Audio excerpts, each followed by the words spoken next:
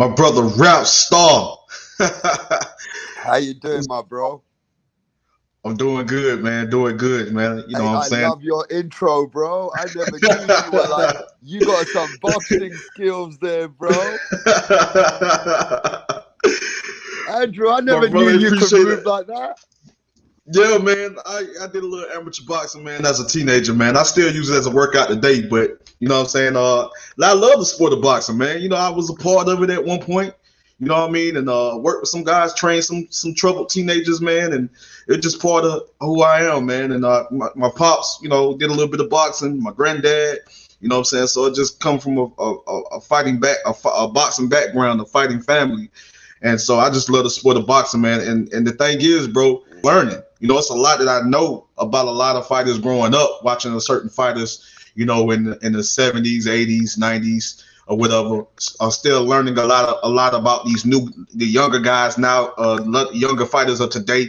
But of course, we know the main faces, the big names and all that. But it's just like, you know, when I watch other channels, man, I'm learning. When I'm watching fights and certain fights on the undercard, I'm learning who these guys is. I'm starting to pick up who these guys is and give these guys the recognition that they deserve. Give these guys the spotlight instead of the main names or the big names in the sport of boxing, man. We got to give, because there's a lot of young, talented fighters out there. There's a lot of talented fighters. Don't really matter the age, but we got to start giving these guys the spotlight and start giving these guys the recognition that they deserve, man. And it'll be a lot of fights and a lot of fighters you don't know. Too many people don't know about that be actually good fighters and great fighters, man. And we get to witness these guys and see these guys on undercards or certain fights and stuff like that, man. So, you know, it's a growth for me, and I learned from you, Rap Star, even my brother right here, Major Key, and a lot of other great boxing channels. You know what I'm saying? Even though I've been around for a minute, but I'm still learning. You know what I mean? I'm still learning.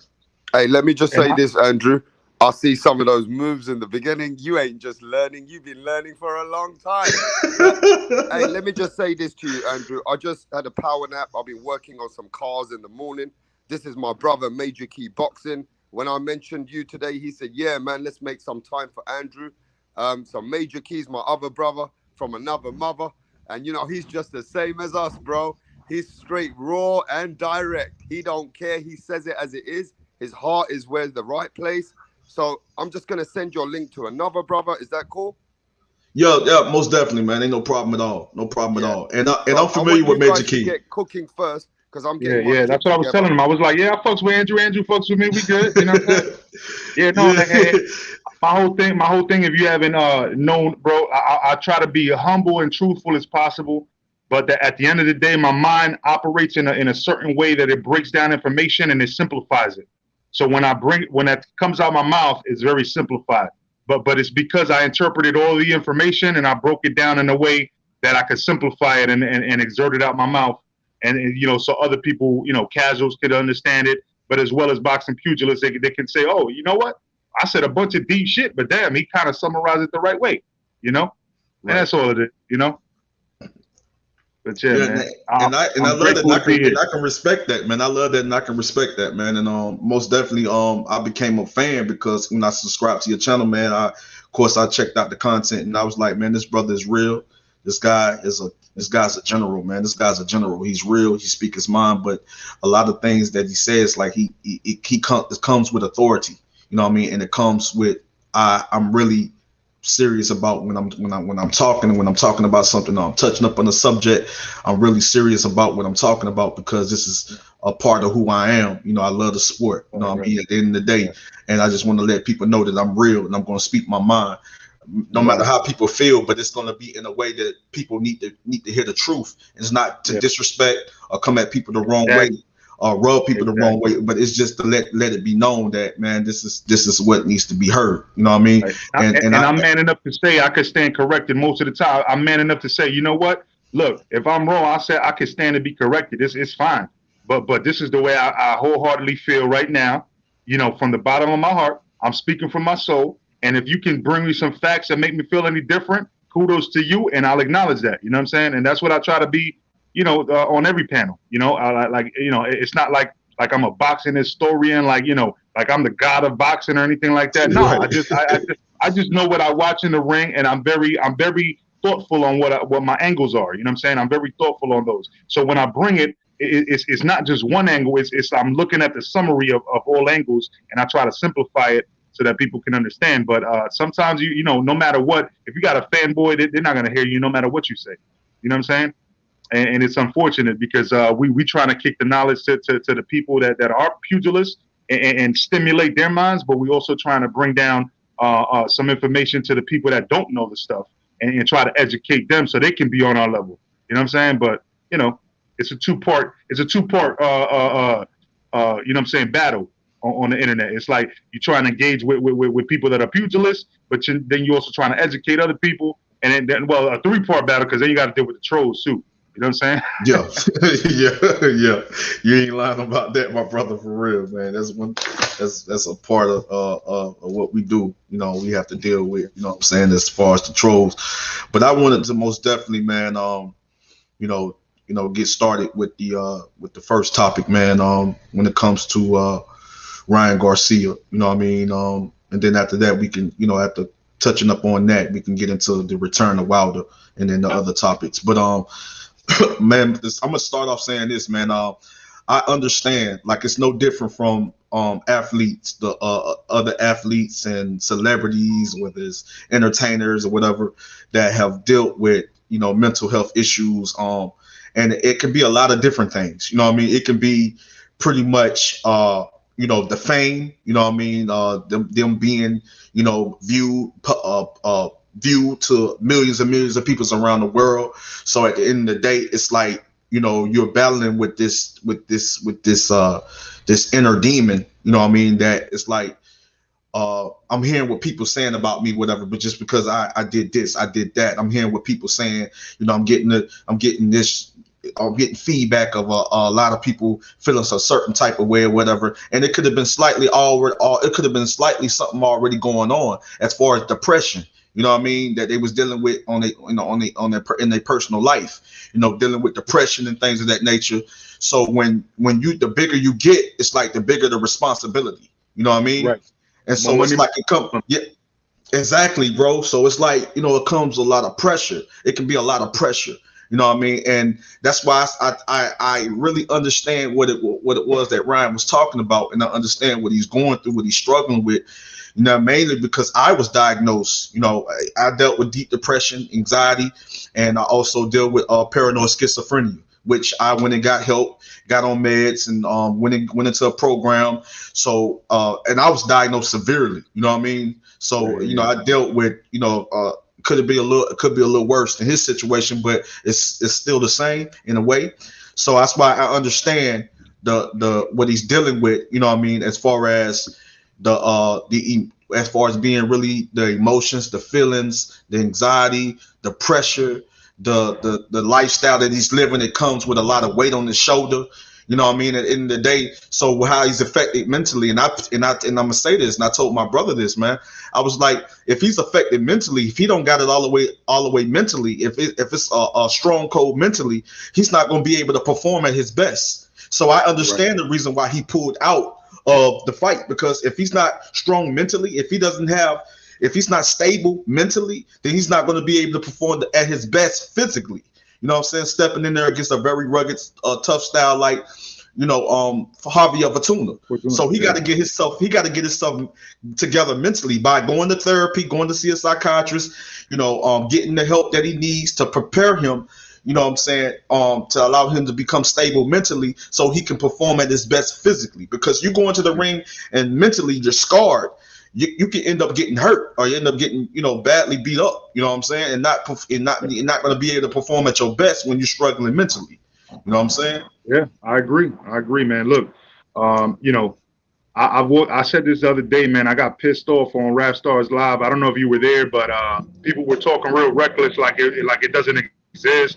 You got to be a man, this and that. I'm like, bro, I'm a man's man, bro, and I'm trying to tell y'all acting like y'all not men by talking like that, man. You should recognize when your brother's going through something. You know what I'm saying? This and that. Y'all talking it down, and you know, that's unfortunate that y'all doing that, because at the end of the day, man, I've seen people like going through straight depression when you know the woman cheats on them after 10 years, 15 years or something like that, and yo, they look like a deer in headlights, like they're about to slaughter somebody. You know what I'm saying? Like they absolutely nuts at that point. You know what I'm saying? And you trying to talk them down off a cliff every single day, bro. I had to fucking buy some food for my boy's kids. You know what I'm saying? Because he didn't even know how to shop for them because his wife had cheated on him and she left him and he had never done shopping for them. You know what I'm saying? I had to walk around with him. I had to walk around with him and tell him, yo, these are the type of things you get for the kids, bro. Look, eggs. Listen, do you know how to cook these? Okay, look, get this. And he was just walking around like aimlessly, bro. You know what I'm saying? So, you know, and at the jobs and shit like that, you meet people that are going through certain things, you know, and you know, I was a team leader, so I had 20 people that were under me. So anytime there was something serious, they had to come to me and talk to me about it. You know what I'm saying? And I had to be kind of a counselor to direct them the right way. Okay, well, look, we got this avenue over here. Just call this phone number. I'm gonna bring you to the room. Call this number. You know what I'm saying? Talk to them. Let them know what you're going through. They might give you some time off, and it'll be paid as well. You get paid for this. Don't worry about it. You know what I'm saying? Just worry about your health. You know what I'm saying? Have to do stuff like that. So I understand it 100%. But that's why I get so pissed off and I'm so passionate about it when I hear people like all these fools talking about, like, oh, you know, you got to be a man. I went through this because I'm this culture and blah, blah, blah. And that you know, we never had it. Like, bro, that's because two wrongs don't make a right. Just because you went through that when it wasn't really something that your family understood and they treated you like that, okay, so mentally you're a little scarred, but don't let your child grow up scarred. You know what I'm saying? Yeah, exactly, my brother. And the thing is, man, I had to most definitely much love and respect to the Queen, Linda S. Good to see you, Andrew. Good to see you too. Good to hear from you, my queen. Much love and respect. Welcome to the live stream. But you know, most definitely, I hear where you're coming from, man, loud and clear. I mean, I remember when I even went into the program, and there was a lot of people, you know, that was dealing with depression, deep depression, you know, deep, severe anxiety and deep depression, and people were bipolar, you know, dealing with bipolar, schizoaffective disorder, which is schizophrenia and bipolar. And then people was bipolar, dealing with a bipolar disorder, you know, and I used to have to talk to these people and encourage these people and motivate these people and inspire these people that there is hope, you know what I mean? That you know, you put your trust in the Most High, you know, He can give you that peace of mind, He can heal you, He can deliver you, you know, and you can have your mind programmed. So I just basically, you know, used to quote, you know, out of the Holy Bible, King James Holy Bible. I used to quote scriptures to kind of like encourage them and motivate them, you know, let them know that you guys can fight through this. You guys can overcome this. Like, some people were so far gone, you know, but I still in a way was able to reach these people. Even some of the counselors weren't able to reach these people when I was in that program. So when it was in the process of getting help, as I pretty much started getting better, making a lot of progress and things of that nature, I started most definitely everything, learning the coping skills and things like that, learning that from my therapist and the psychiatrist, and also a few of the counselors, I was able to help a lot of other people. Once I was being educated on how to master my mental illness, I was able to help probably 80 other people, you know what I'm saying, in that program, you know, so you know, it's no man will not. I have never known a man to lie about a mental illness, bro. I have never seen a man to lie. It's nothing to lie about. It's nothing to assume. You know what I mean? Yeah. You have no choice but to tell the truth about it, because you know what you're battling against. You know what you're fighting against. You know what I mean? So it's nothing. I was going to say, let me give you a great analogy. Just like mental illness, right? The first time that you know somebody's really drunk, you know when they tell you, yo, I'm fucked up. You know what I'm saying? So if somebody has the guts to tell you, yo, I got it, because a lot of times people don't even know they're going through depression until somebody reflects the light and tells them, and then they see it mentally. They're like, oh shit, I am going through that. I didn't realize I was going through that. A lot of times it's like you already going through it before you even know you're going through it. You know what I'm saying? It's just like when you drunk, like, you know, you and not to, you know, simplify it like to that extent, but you know, to some way, I'm trying to give an analogy that a lot of people, when they drunk, you know, I'm just a little tipsy, I'm okay, and then all of a sudden, yo, I'm fucked up. You know what I'm saying? Like, and it's the same thing with mental illness. It's like you get to that extent where now you realize, yo, I'm doing crazy shit. I can't sleep. You know what I'm saying? I'm just like thinking all these crazy thoughts. You know what I'm saying? And you know, it's been explained to me so many times by so many different friends of mine, close friends of mine, that I kind of just put it together, and I'm like, damn, you know what I mean? Like this is something where people don't even realize that they're going through it until afterwards. You know what I'm saying? And it usually, like, a lot of the times you think that the coolest person that you know, like, yo, damn, that's a cool motherfucker. That nigga never would go through that shit. And then all of a sudden they tell you, yo, I went through that shit, bro. That shit is real. That shit is real. I got so many cool peoples of mine that they told me, yo, man, you know, my old rap name is Choice. And so most of my real close friends, they call me Choice. And they're like, yo, Choice, man, this shit is real, dog. This shit is real. Depression is real. You know what I'm saying?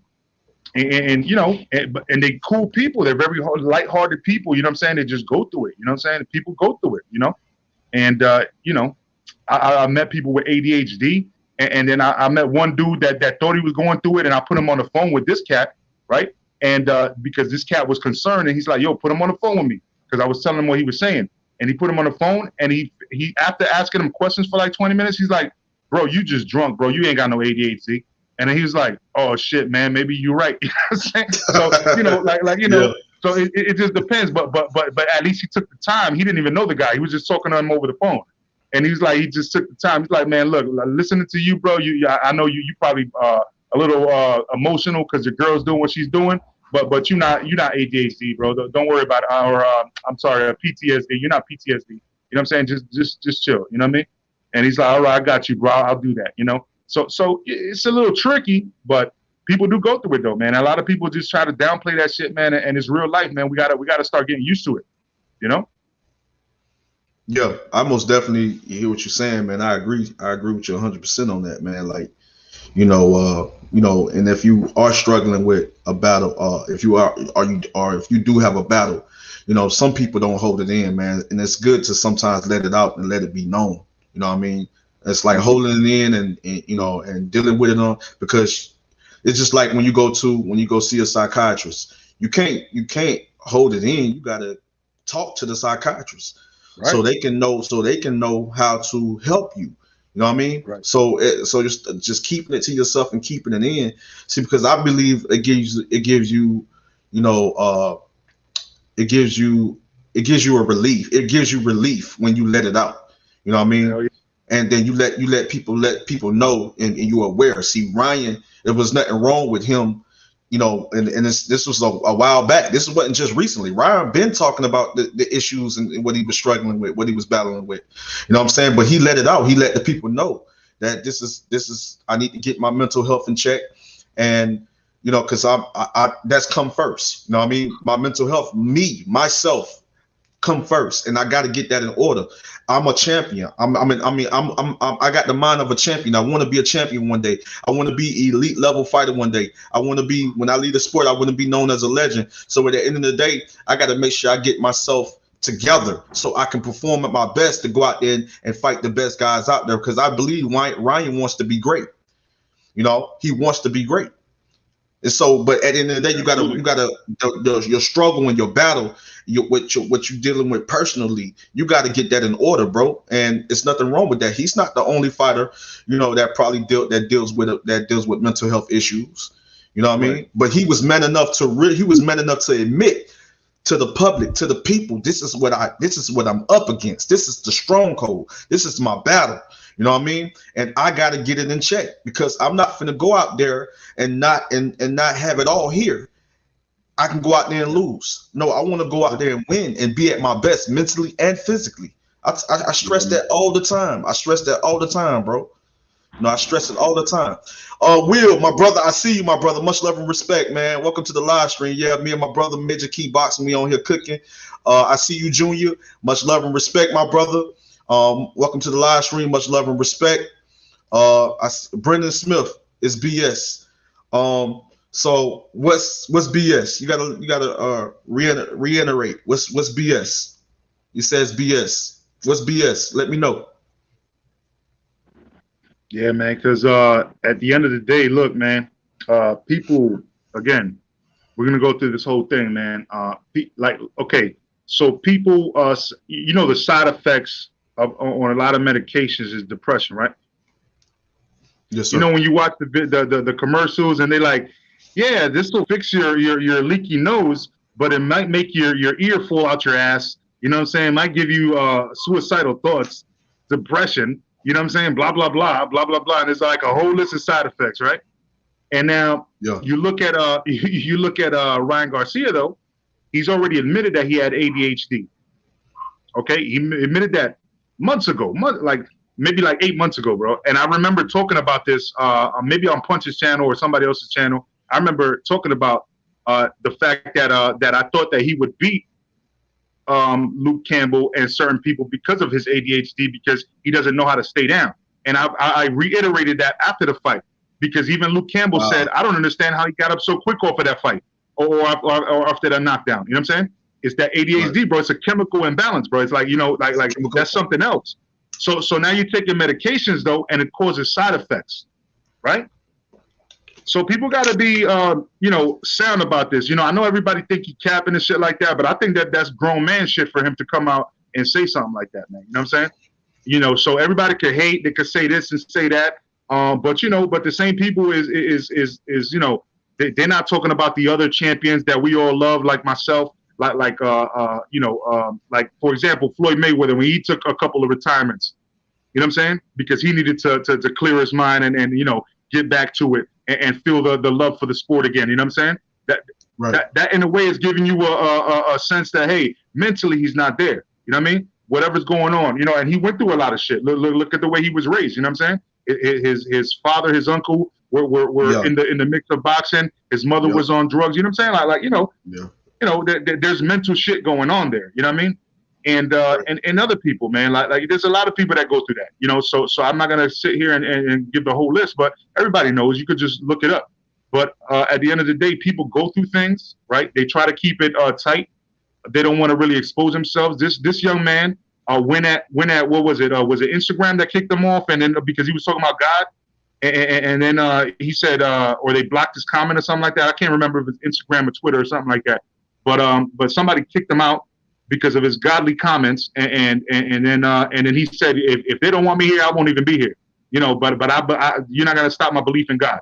You know what I'm saying? So he's already been vocal like that. You know what I mean? About his beliefs. So now he's strong enough to say, you know what? I feel like I'm going through something, and I need some time to myself.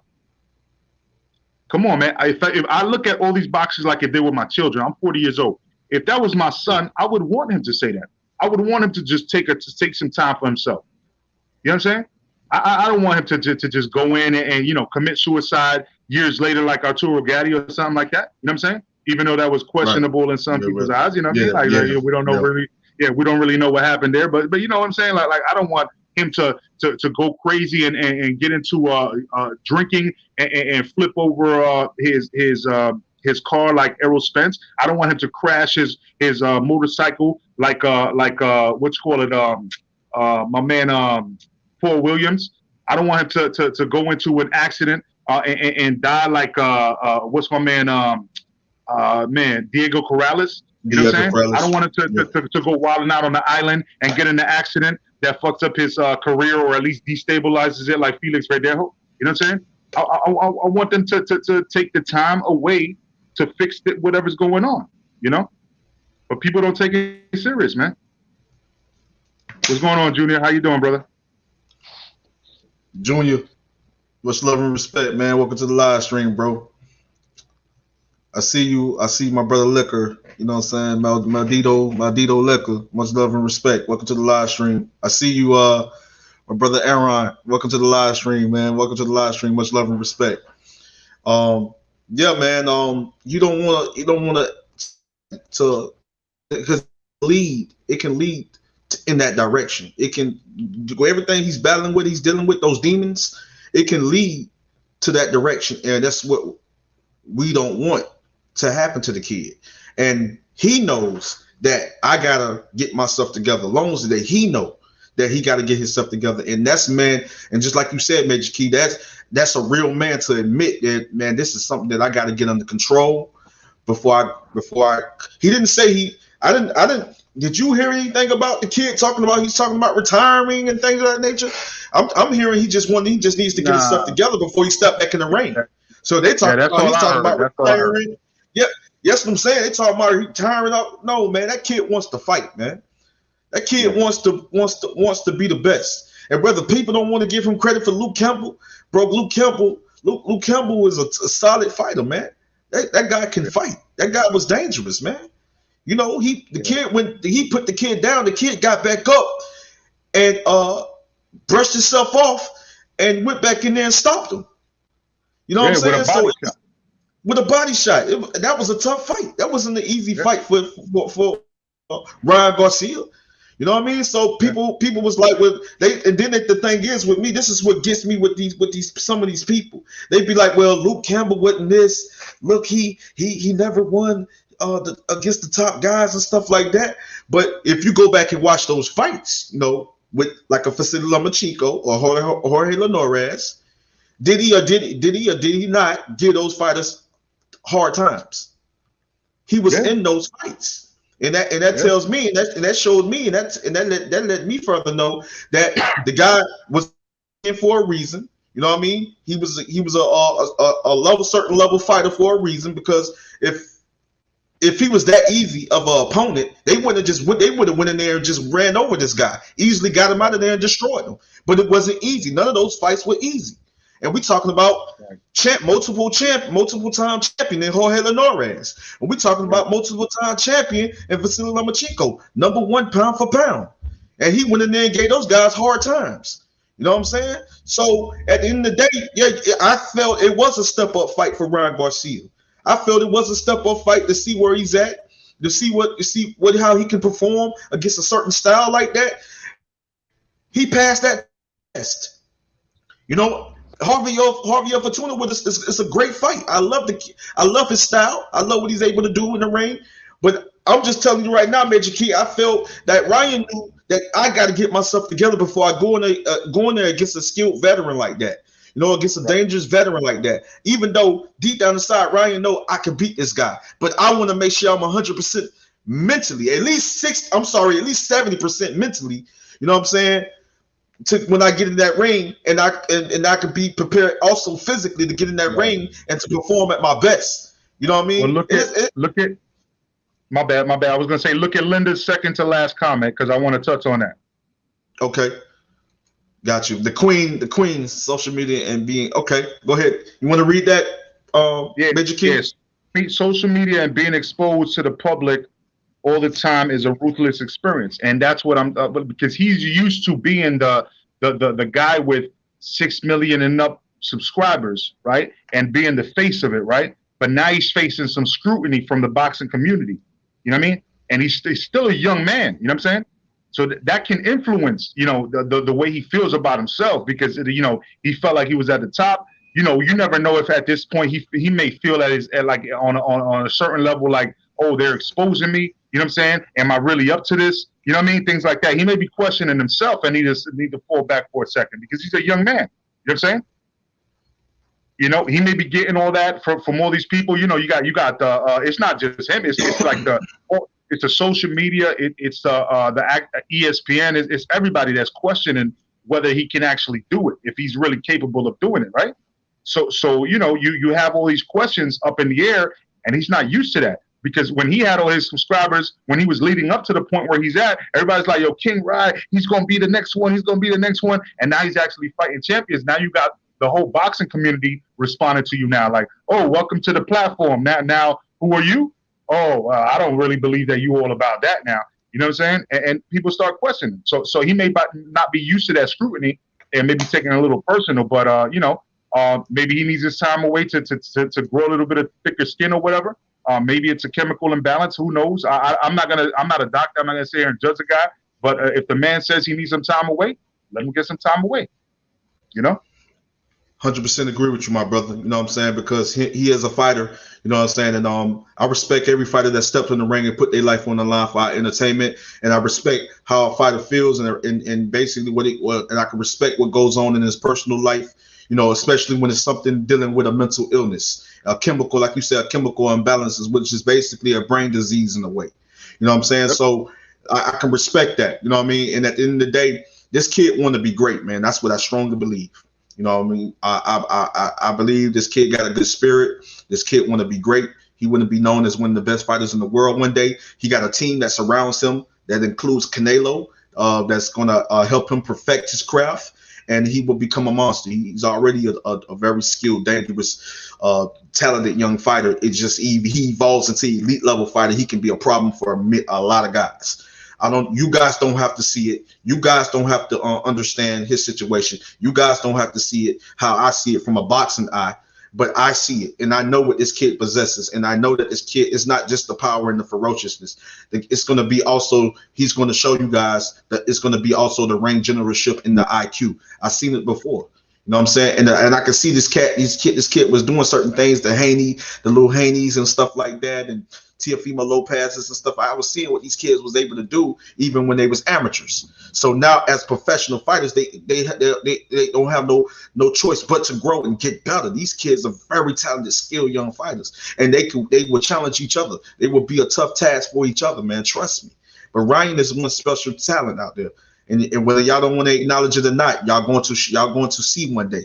And then just remember, I told you that you're going to witness this guy and maybe get to a point where he may surpass Canelo Alvarez. You know what I mean? So, Major Key back in the building, my brother from another mother back in the building. Go ahead, brother. I know you're ready to cook.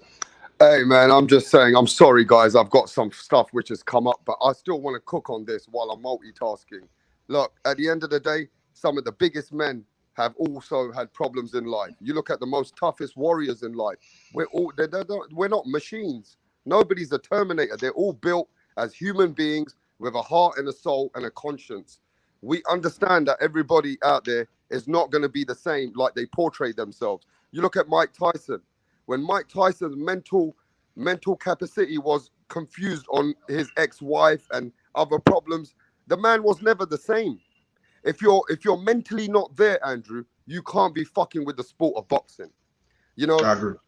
You got to remember this. You know, somebody sent me this information as well, that Manny Pacquiao's wife, she was filing for divorce 2 weeks before Marquez, when he fought Marquez. And we all saw Manny Pacquiao go to sleep.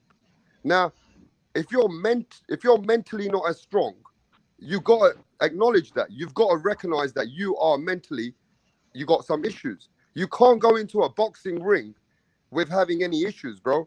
You could end up dead in that motherfucking ring, bro.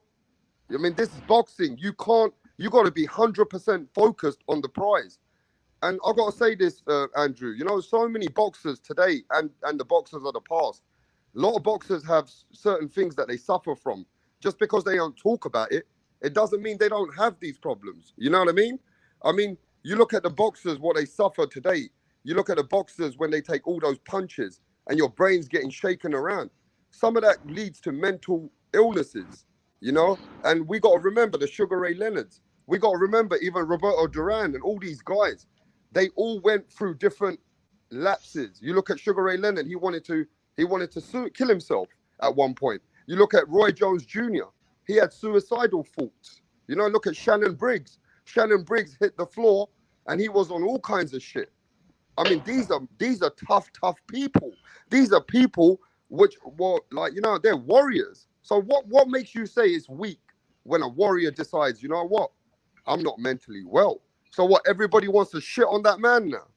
So everybody wants to say, Ryan Garcia, he's just a fucking duck. He's making excuses. You know, at the end of the day, Ryan Garcia, he's weak. Okay, we understand that there's some, you know, people are not always going to be the same. But come on, Andrew, every strong man, every warrior goes through problems sometimes. Nobody's perfect. You're all going to fall down. It's how you pick yourself up, right? And this is the thing. When you acknowledge you got a problem, I think that's the beginning of your strength to come back, right? I mean, people say, oh, mental illnesses, these are for weak people. What the fuck are you talking about? You think Tyson was weak? You think Sugar Ray Leonard was weak? It happens, bro. Things happen in life. Let me ask you this. You could have millions and millions of dollars. People say, Ryan Garcia got millions and millions of dollars. Why the fuck should we give a fuck about that? Well, let me ask you this. You could have millions of dollars, but you could have a problem. You could have the same problem as anybody else. Say if your baby mama takes your children. Some people can't even deal with that. So I just don't think people in today's society understand mental illness in a wider platform. Mental illness doesn't just come from one thing. It has a whole bunch of different things which can lead you into depression, mental illness, schizophrenia, psychotic problems. You know, there's loads and loads of different versions of being not well. I got a friend, Andrew. I got a friend, Major Key. His name's Derek. The man's got schizophrenia. You know what schizophrenia is, right? So do I, Major Key. But I most definitely went and got help, went into a program and learned how to master it. And I was diagnosed severely, bro. Like I was mentally paralyzed. Like they was gonna get ready to send me to the hospital because mine was so out of control. But I learned how by going to a program, going to therapy, seeing a psychiatrist. Then I had to get put on medication to keep it kind of under control. But I learned through boxing, exercising, boxing, and going to the program, and traveling and interacting with other people and being around other leaders and stuff. I've learned how to control and master my mental illness, bro. You know what I'm saying? So that's why when it comes to a person that's admitting that he's dealing with a mental illness or he has a mental health issue, I take that very serious because I know how it is. And in Ryan's position, it's like the world is on. It's like pretty much he got a big following. He has a big following. So at the end of the day, it's the pressure. It's the life that he lives. It's who he is. His status. It's his status as a young superstar. It's his status. It's a lot of things.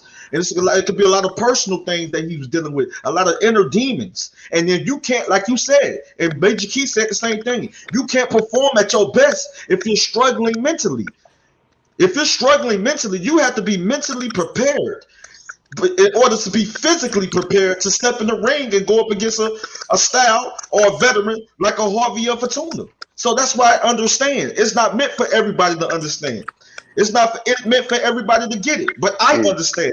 I get it because he's not the only one that had this struggle or this battle. It's a lot of other fighters that had a struggle and had a battle. A lot of actors, a lot of entertainers, a lot of athletes, a lot of celebrities. And you see how that end up, how it end up. You see how it end up when it becomes a bigger problem. It builds up. You see, like Major Key was saying, they end up going into self-destruction. We don't want self-destruction for this young man.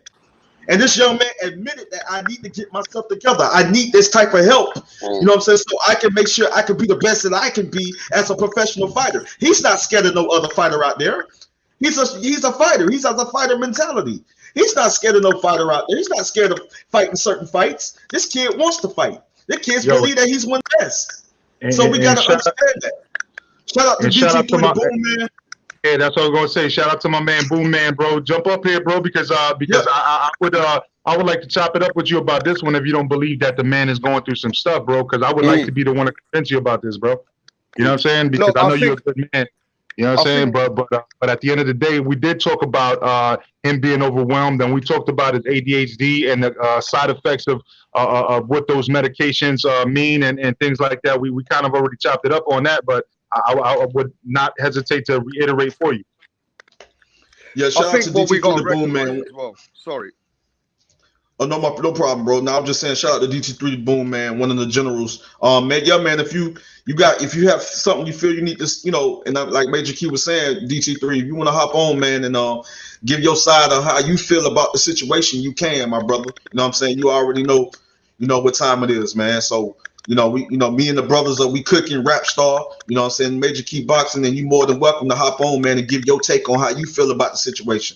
You know what I'm saying? We're giving our take on how we feel about the situation. And that's why one of the reasons why we're here, we got other topics, but we needed to touch up on this first. You know, that's why that's one of the main reasons why I did this live, because this needed to be talked about. And it's time for people to hear really the truth and really what's going on that people not aware of and people don't know about. But we're talking about when it comes to the mental health and the well-being of a fighter. You know what I'm saying? So let's y'all go ahead and cook. Let me send you that link, DC3. I got you. So let me just say this, bro, because I gotta go. I gotta go on mute after this. I gotta do something. But look, Okay. the problem I have right now, yeah, is people are not all gonna be perfect, bro. And most boxers have anxiety already. You go and speak to a lot of boxers. Some of these boxers, they're sitting in the changing room.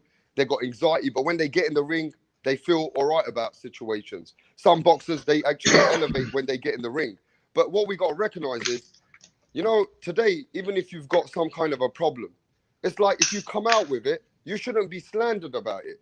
Now, I understand that there's some old-fashioned people out there. They say, you know what, with these kind of things, they don't need to be spoken about in social media. These things need to be staying at home. They need to build on the problem at home. What do you think about that, Andrew? That if you come out on social media about your problems, is that a bad thing or is that a good thing? Well, in a way, people feel like if you're struggling with a personal issue or you having a personal battle, that you might want to keep that to yourself, and on during your personal time, you go get that help, the help that you need. It shouldn't be public because it could create a even bigger problem with people. The feedback from the people, from the fans and things of that nature are from people. But at the end of the day, I feel that it was good to do so. So people can be aware. They can most definitely pray for the young man. They can encourage the young man, motivate the young man. So sometimes being heard, it's nothing wrong with being heard. There's nothing wrong with having a voice. There's nothing wrong with crying out not necessarily crying out for help, but just letting it be known, this is my battle. Because I want to apologize. This kid specifically said, I want to apologize. It's like in a way he's saying this. I want to apologize to the fans and things of that nature. I got to get myself together. I got to get my mental health in order. I got to get that in check. You know what I'm saying? Before I can go out there and perform, because I want to make sure I perform at my best. You know what I'm saying? Even though I understand how some people may feel that, Javier Fortuna really needed to fight. He got to look out for his family. He needed the money. He got to feed his family and stuff. But he got other fights. But all I'm saying is that the kid got to make sure that he himself is 100% mentally and physically. But I can say only 70% if you're dealing with a mental health issue. You know what I mean? At least 70% to be able to perform physically, to be able to physically perform at your best. Right. Because you get in that ring and get destroyed, it's going to be because the inner issues that you're struggling with, that you're battling with, it's not going to allow you to perform at your best. So I understand. It's not meant for everybody to understand. It's not meant for everybody to get it. I do. I struggle with a mental illness. I struggle. I know the pressure. I know what it's like.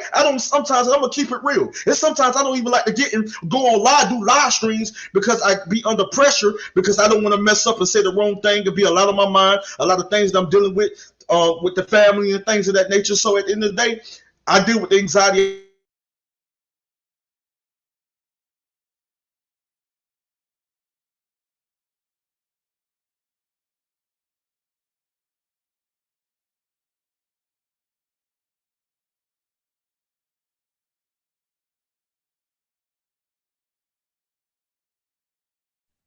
Yo, is it me or did he freeze?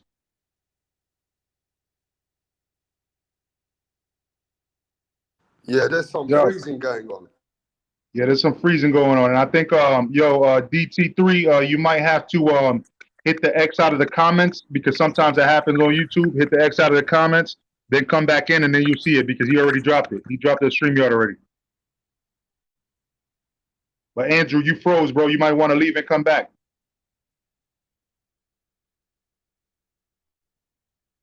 Yeah, I got one more question for him when he gets back too.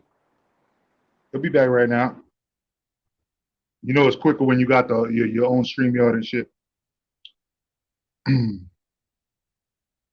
Yeah, they need to get a foundation together. In this boxing community, they need to get a foundation who can do some awareness. They need doctors or, some kind of a health assessment check every other month or every 3-4 months. Yeah, I mean, if you're making millions of dollars, what's the problem going? A psychologist costs $60 an hour, bro. Just go get a checkup real quick. You know what I'm saying? Mental health assessment, like you said. Yeah, man, I'm just, I can hear you. But look, man, at the end of the day, bro, I don't know if every other sport has that. I don't know if other sports have these kind of foundations where boxers have got counselors, psychiatrists. You know, boxers have got a foundation where they can go to and get mentally, you know, checked up. You know, there's got to be something that they can do for these guys so they know that these guys are mentally stable to be in the ring. Yeah, that's true. Get me? But before you guys shit, keep my cooking, boy Myron up here. I haven't seen you in a minute. You've been ducking me, son. I can't hear you, Major Key. Can y'all hear me? You gotta listen a little faster, so I ain't gotta slow up for you to hear me. Did you mute yourself, Major Key? Nah, I'm unmuted. Everybody else can hear me? I can't hear Major. Yeah, I can hear you loud and clear. Can y'all hear me, Major Key? Can y'all hear me, Boston Logic? Yeah. Rap Star, y'all can hear me? I can hear you, but I just want to say this before I go. I hear everybody besides Major Key. All right. Yo, you don't want to hear me. You got a little. I speak too fast. You gotta listen a little faster, so I ain't gotta slow up for you to hear me. Rap Star. I hear you, Rap Star. Y'all can all hear me though, right? Yeah, I can hear you. Double M can't hear you. Myron can't hear you. I'm the only one. I'm gonna go out and come back in. All right. At GT3, I put the link. I put the link in the chat, my brother. My brother Will, welcome to the live stream. I see you, my brother. The Queen Linda S. Yes, I can hear you all. Okay, great. I got my brother Jeff. My brother Jeff is in the building. Much love and respect, King. Jeff Lucietta, what's going on, brother? Are we all good now? I can hear you. Can hear me now? Yeah. All right. Can you guys hear me? Because I hear you. I ain't gotta slow up for you to hear me, bro. I hear everybody loud and clear. Yeah, I can hear. You guys can hear me, right? Yeah. Check, yeah. check. Oh. Yo, we can hear you, bro. Can you hear us? Okay, I just want to say this, Andrew, before I go. Do you think that we need some kind of a foundation for boxing, some kind of a where these boxers can get evaluated, so they can get health checkups, so they can get, they can get, their mental capacity checkups, so they can see if these boxers are mentally stable? Do you think they need a foundation in boxing which can help these boxers behind the scene? No. Go ahead. Go ahead, Myron. I'll let you go first before I go. I don't think. I think it's more important to get something for boxers once they retire. The boxer's responsibility himself, his trainer, his team, who deal with him every day to assess him. Okay, his mental capacity, his mental stableness, and all of that during his career. It's too much to ask that of the sport. You feel me? Because nobody knows how the boxer is feeling mentally better than the boxer himself and the team that is surrounding him all day long. And if the promoters who deal with them, who on a natural basis, who can see variances in their behavior. That is the boxer's responsibility. It's asking too much of the boxing. You asking them to get a foundation, something during their career, where they can't even do nothing for the retired greats after they're fucked up. That's asking too much, and it's not reasonable. Yeah, but if the boxers are currently active, don't they need a kind of a mental assessment check going in the ring? As you've seen, right? That a lot of people, they need that kind of a health checkup. I think these boxers do need somewhere where they can get that, assessment check so they can see if these guys are okay. Because look, I think we kind of at a point when they retire, I understand that they should do a lot more for these guys when they retire. But while they're currently active, it's a very dangerous sport. And you've seen in social media and today, in 2021, a lot of these fighters carry a lot of pressure for the followings and the millions of people around them. Somebody should be looking at how they're doing. Don't you think so? Look at this from a rational standpoint.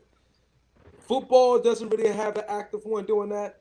Okay, basketball. Let's say football, the main one, who also deal with CTE, quite often like boxers do, because they take a lot of head-to-head contact. If they don't even have that in a sport like football, going through the season through a professional athlete football player's career, how are they going to have something like that in freaking boxing? With the lack of organization that boxing has in its entirety worldwide. But they have checks for concussions, and I think what he's trying to say is basically like the sanctioning bodies themselves so do boxing, should have some kind of mental assessment. No, in football they check for concussions, Immediately after you get dropped, knocked out, they take you to the locker room and you get checked for concussions, right? They do that in boxing too. Right. But what I'm trying to say is, what I'm trying to say is, though, like, you know, let's be honest here. Even the lowest level player on a football team, how much do they get paid?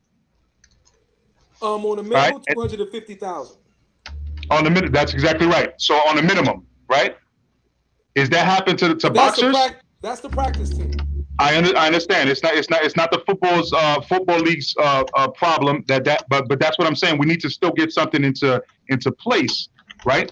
To protect these boxers. We've been talking about this, protecting boxers, for years. Instead, they're stopping fights when they shouldn't stop fights because they're nervous, because they don't want to be the judge that lets it go on too long and shit like that. Instead, we should be doing these just, you know, these precautionary measures that prevents these things. You know, it's all about prevention. It's not necessarily about the reaction. I'm right? not saying I don't agree with you. What I'm saying is it's not reasonable. It's not ever going to happen. If you can't, I think with all the millions that they're making, it should be worked in, though. You know what I mean? That's all I'm trying to say. I can see that you may not see it that way, but I feel like it can be worked in. I'm not disagreeing with you. A lot of things should be in place. Will it happen? No. If you don't even have retirement for fighters, okay. If one of the greatest welterweights of all time, who won a championship, a Puerto Rican, won a championship at 16, okay, still dealing with the major issues that he have right now, and I'm talking about, Benitez. If they still don't have nothing for them, and the fighters got to do stuff personally for them, if the sport of boxing ain't done nothing for Benitez, who's an all-time great, a Hall of Famer, what do you expect them to do for cats who are just there to fill a card? It's not going to happen, bro. So it's good. I'm not saying it's not good to make a conversation. But are we going to stick with it long enough for it to be actual reality? No, I doubt it. But Myron, everything starts with a conversation. You'd be surprised, man. Don't neglect the power of your voice, because right now, this right here, you never know who's listening, bro. You'd be surprised sometimes. My little small ass channel be having people listening. I'll be like, oh shit, I had this person listening. You know what I'm saying? You never know. Who's going to fund it? No, I'm just saying, like, there's ways to look. I'm a businessman, so don't ask me that, because I don't have the time to make an Excel sheet and send it to you to break it down, because I can break it down. You know what I'm saying? Who's going to fund it though? Who's First and foremost, there can be something that comes out of every purse for a sanctioning body, or percentage, just like a percentage comes out for everybody else. For everything else, a percentage comes out. It goes into a particular fund. I have 3 licenses in the state of Florida. I have a life insurance, health insurance, and car insurance, or personal lines, right? So I could sell in like 30 different states from here in Florida, right? And one of the things is, most states have what's called a guarantee association. And in Florida, it's called something different. But basically, you fund an association just in case your particular company goes into dissolution because they don't have enough money to carry the lawsuits that are against them, or the complaints or the filings that are against them, and so they go bankrupt. And then the state has to pay it. And you know who pays that? Every single insurance company in that state has to pay for that. They all fund it. That's what I'm trying to say. Everybody can fund it. It doesn't need to be specifically one entity. It can be funded by everyone that's involved in the sport. And that's what I'm trying to say. Mainly by the fighter himself. No, it could be sanctioning bodies. It could be promoters. The promoters are getting away too easy. You know what I'm saying? Because right now, don't get me wrong, I don't think that the promoters should be paying for the fighters if they're doing the promotions, because that's all they're doing. That's almost like having what do you call that? When you're a self-contractor, right? When you're a contractor for a company, you know, you don't get any benefits because you're the contractor. That's what a fighter is, basically. You know what I'm saying? So the promoter shouldn't have to pay for it. I don't get no benefits. Huh? I'm a contractor. I'm in that. Right, exactly. That's exactly what I'm saying. So what I'm asking so the contractor is, if they haven't done a pension for retired fighters, how are you going to expect to start actually get something for active? Because we have to start somewhere, man. We have to start somewhere. So, everything didn't start back in 1900. But they've been talking about pension for retired fighters for about 50 years. It has not happened. I see that as a more reality for the near future for retired fighters than active fighters. That's my argument, and that is fact, bro. So my man, don't be a negative Nelly right now. Tell me how you would make it work if it was you. If it was your business, how would you? I think, but I know you're a smart man. That's what I'm saying, Myron. How would you make it work though? If you had to make it work, how would you do it? I will make them do it themselves. Take a self accountability. Okay, so a fund, but don't you think that there should be some type of at least agreement that insurance companies or something like that? You know what I mean? Don't fight, or fighters bonded before they get into a fight. No. I agree with you on that one. I agree with you on that one. Fighters bonded before they get into a fight. No, they're not. That's what I'm saying. I agree with you with that one. But at the end of the day, it's still a sport that's being endorsed by the United States. It's being allowed. You know what I mean? So there should be insurance for everything. That's what I'm asking you. I believe it's fighters that have insurance. Some fighters do have insurance. Fighters that have insurance, but you know how much that shit costs, bro? You know how much this shit costs? I mean, they do make a lot of money. They do make a lot of money. Don't get me wrong. So they can pay, but health insurance is, bro. Life insurance, health insurance. Yeah. Mm-hmm. That's what I said. That's accountability on the individual fighter. But I will push, if everybody down for the pension for retired fighters, we should go gun ho on that shit for sure. You know what I mean? But I think while fighters active in their career, that's accountability. Them and their team have to be accountable for. Because a fighter and his team around him, dealing with him every day, know if a fighter, he's probably one punch from being over the top or over that red line. You know what I'm saying? For him, so what you're saying, his mechanics and all of that. So what you're saying, Myron, if I'm understanding you correctly, so if a person, right, has a mental thing, right, then they should just fall back for a minute and just, kind of just, yeah, they should. Yeah, okay, so that's the conversation started with Ryan Garcia. That's self-accountability. Yep. If you know. Okay, so he's not wrong for doing that. No, that's if it's true. Okay, thank you. That's if it's true by him. But who are we to judge the man while he's going through something like that? You know what I mean? Yeah, but you know what I mean? I mean, again, I'm not judging him. I'm just making an observation because we've seen Ryan Garcia do a lot of different things and play. Yeah, but innocence and guilty when it comes to mental health. You know what I'm saying? Play on the media quite a bit, and I think he's good. He's smart to also play on the empathy and sympathetic joint of the media, especially after beating Campbell, of saying he's going to fight Gervonta, then Pacquiao, then this and then that. Now he might look for a safety net. So, I got a mental health issue, so people can get off his back about all of that, because that's what people now have been doing. So he might be playing a game, and he ain't. I mean, I'm not knocking him. You know what I'm saying? But I'm saying if it's, I want to hear what Oscar has to say, maybe about the situation. Who might be honest? Come on, man. That's a setup right there. You know damn well though. Hey, listen, man. You know damn well, Myron, that you're gonna have criminals that you know that they didn't commit a particular crime, but you know that they're criminals in the background. So it's innocent until proven guilty for that particular crime, bro. You got criminals in prison that didn't commit a crime. That's my point. That's it. You just proved my point. No, you got criminals in prison for not committing a crime. You said cats who didn't. You smirked right there because I got you on that one. No, you said cats who did commit a crime, right? That did commit crimes but don't have a record. I said it's the opposite too. No, I said that do have a record. But anyway, even what you just said right now, they're in jail, right? Yeah, in jail, right? In jail, didn't commit a crime, right? Right. But yet you're supposed to be innocent until proven guilty. So this man is not guilty yet. You know what I'm saying? He's just saying that, I got some that's you should commend the little kid for doing that shit, man. You know what I'm saying? He got a little in over his head, you know what I'm saying? Got a lot of fame real early. You know what I'm saying? Actually started fighting boxers and actually beat a major one in Luke Campbell. You know what I'm saying? And now everybody's like, oh shit, he might actually do what he's going. Hold up, is he pulling out of the Fortuna fight? He pulled out of it. Yeah. I need to see more, bro. I don't know if I'm buying well, Fortuna himself said, you know what I'm saying? That's his opponent, the one he was supposed to make that money off of. Fortuna himself gave him credit and said, go get your head right. That's the most important thing in life. But yeah, we got YouTube people saying that we don't believe him. You know what I'm saying? Right. I'm not saying how the thing is, it's YouTube. So if you got boxers, hold on, and I'm gonna say this real quick. If you got fighters and boxers that's basically saying that's encouraging. I mean, that's motivating and encouraging this man and telling him go get yourself together. It's clearly because they understand. You know what I'm saying? They True. understand. They understand.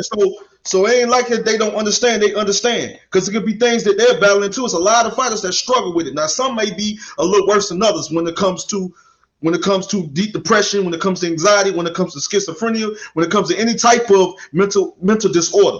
You know what I'm saying? And like I say, I can more understand more than a lot of people because I was severely diagnosed with anxiety, depression, and paranoid schizophrenia.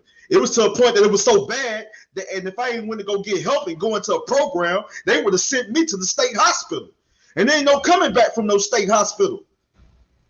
So it's a serious issue. It's no man ever lie about a mental illness. I ain't never known a man to lie about anything when it comes to mental health. That's something you won't lie about, and that's something that's so serious. That's affecting so many millions of people in the world today. You know how you know when it comes to the suicides. I know a man who personally claimed a mental illness so he wouldn't get time. It was my uncle. Okay. And I'm not my uncle right. claimed, hold up. So this might not be nobody you've met. I know a number of cats growing up in Washington, D.C., okay, that claimed mental health so these niggas wouldn't get 30 fucking years.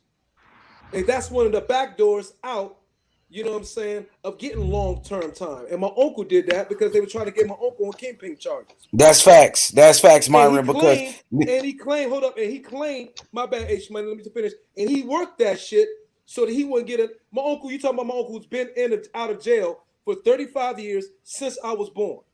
One of my favorite uncles. And he was claimed that shit so they won't give him for a body he was trying to give him. So he claimed that shit so he wouldn't get another 30 years while he was already 55 years old. Yo, let me get up in here. And he got out of it. He got that shit. Let me get in real quick. Hold on, H. Hold on, Myron, you finished? Yeah, go ahead.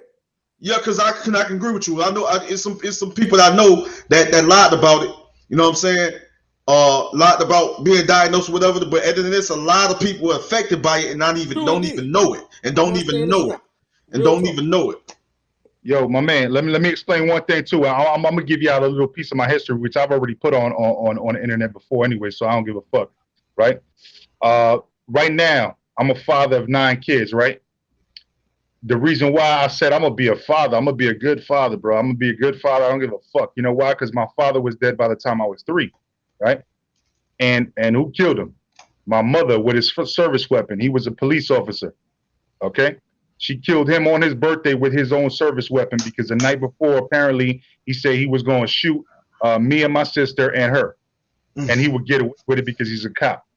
That's what apparently, according to her, that's what he said, right? Before he woke up, she shot him. You know what I'm saying? And so guess what? She denied it for a few days, and the detective that was checking into it was my father's best friend. Okay? And he tried to like put her behind jail for the rest of her life. What did she get off with? A year and a half in a mental institution, bro. Okay? Yeah, this is done on a daily basis. But you see, he didn't believe her though. My point being, he didn't believe her. Right? But a jury and a judge said that anybody under those circumstances would have done probably the same thing. They lost their mind. You know what I'm saying? They lost their mind. Leeway because she was a woman.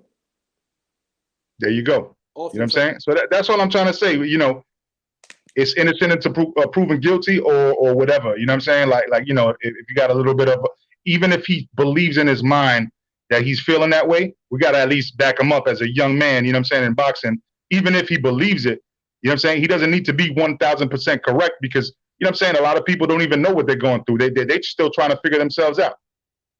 You know? Right. I'm just That's saying. What I'm trying to say. I agree with you 100%. None of this is I'm saying is a disagreement to anything you guys have said. What I'm saying is Ryan Garcia is a very media savvy kid. You know what I'm saying? So I'm not saying he doesn't, but it's cats that have used that to gain empathy, sympathy, and adornment from fans. Who's the biggest example we can point to this of the last couple of years? Tyson Fury. Am I right? Yeah. Tyson Fury put this on the forefront on his campaign in America during the Deontay Wilder fights. And look what it's done for him. So I'm not saying that now it's malicious if he is doing this and it's not true, but I'm not saying it's not a smart PR move to try to get from underneath the scorn and the scrutiny from backing out of the Javier Fortuna fight. I'm not saying he don't have an issue. What I'm saying is, I'm not saying he don't have it. What I'm saying is, why I'm just hearing about it now. This must have been something he's been dealing with for quite a minute of time. This shit just don't happen overnight. So basically, this kid made this public. He made it public a long time ago. So for people that probably just now, wondering, he made it public. It was what was that, Major Key? Was it a video?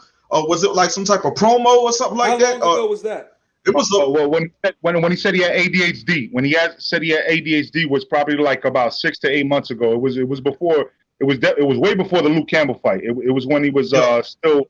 When everybody was talking about the fights that his potential fights before that, and he was making a lot of videos. You know what I'm saying? It was during the pandemic though. He was making a lot of videos, and he was like, "Yeah, I got ADHD, this and this and that." You know what I mean? Like everybody was like, "Damn, you got ADHD? Okay, no wonder." You know what I'm saying? These motherfuckers always hyped up. You know what I'm saying? But give me a couple seconds. I'll be right back. Well, he's supposed to be bro. No problem, bro. He's supposed to be hyped up as a 21-year-old kid. You know what I'm saying? He's supposed to be a young man, millions of views, vibrant, excited about his career. He's supposed to be hyped at that age, without a doubt. But if that's what he's doing, my definitely 100% care out to him. If that's what he's going through, 100% care out to him, and hope he get that shit settled. I just think it's the timing of this which makes me skeptical. The timing. And Harvey Fortuna ain't no fucking joke. And that he was going to be in a fight with Javier. Serious. His biggest step up to me, because I think Javier is a bad boy. He is an ex-champion. And he ain't no joke. And I believe he beat the skinny motherfucker under Brona. What's his name? Robert Easter. I believe he won the fight versus Robert Easter. He got robbed. So, I think the timing is what got people like they don't believe him. The timing of it. My wrong.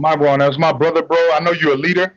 Let's just be leaders here, man, and just like lead people the right way, bro. Yeah, yes, you are a leader, man. You be leading with the drinks every time you go out. You know what I'm saying? I'll be late to the party and say, I gotta go get another drink. Hey.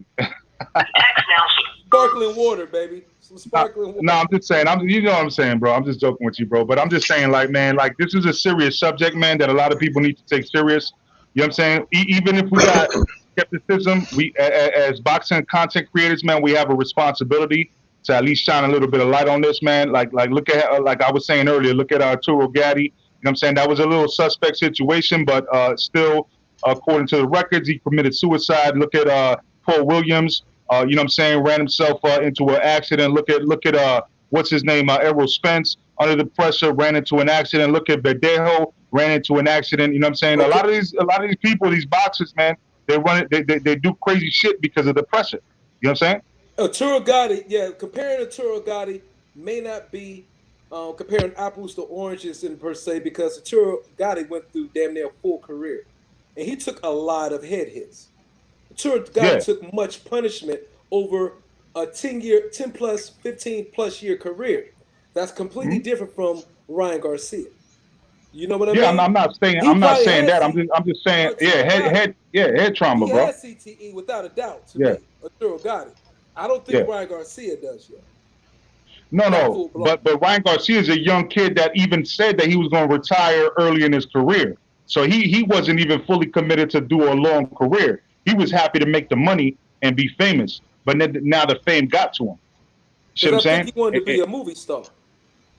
Well, okay. Either or, though, the point is that the fame got to him. You know what I'm saying? True. And something's bothering him right now. We just got to make sure that the fame got to Ryan Garcia. When is Ryan Garcia ever shied from the camera? I think he freaking honestly, through the Luke Campbell fight, I think he honestly he shines in front of the camera. He was born to have a camera in front of him by the way he his charisma in front of the camera. I don't think that's Ryan Garcia that I see. Let's ask a question to the chat. How many people in the chat? You go ask, manager. How many people in the chat believe Ryan Garcia, if this is genuine for Ryan Garcia or not? Yay or nay? That's exactly the point, though. He's not comfortable right now because he's going through something right now. You see what I'm saying? Like it should be noticeable. You know what I'm saying? From OG to OG, leader. You know what I'm saying? We're looking at this young kid. It's like me looking at my son or my nephew.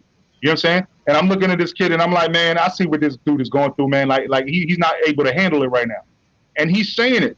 He's saying it to all his fans. Why do you think he would say that to all his fans unless he actually felt it? You don't think that he was debating that shit for a minute before he even came onto the camera?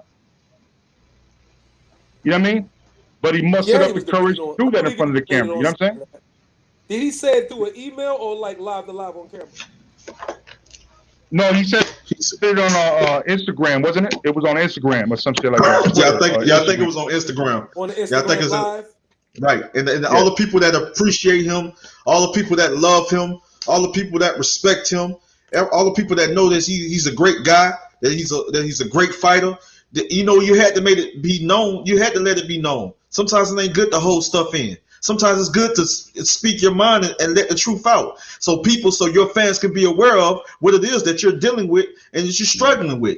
And at the end of the day, he let it be known. And I don't strike him as a kid that would sit there, especially a young man like himself. It don't strike me as a young man that's going to sit there and lie about something he's dealing with.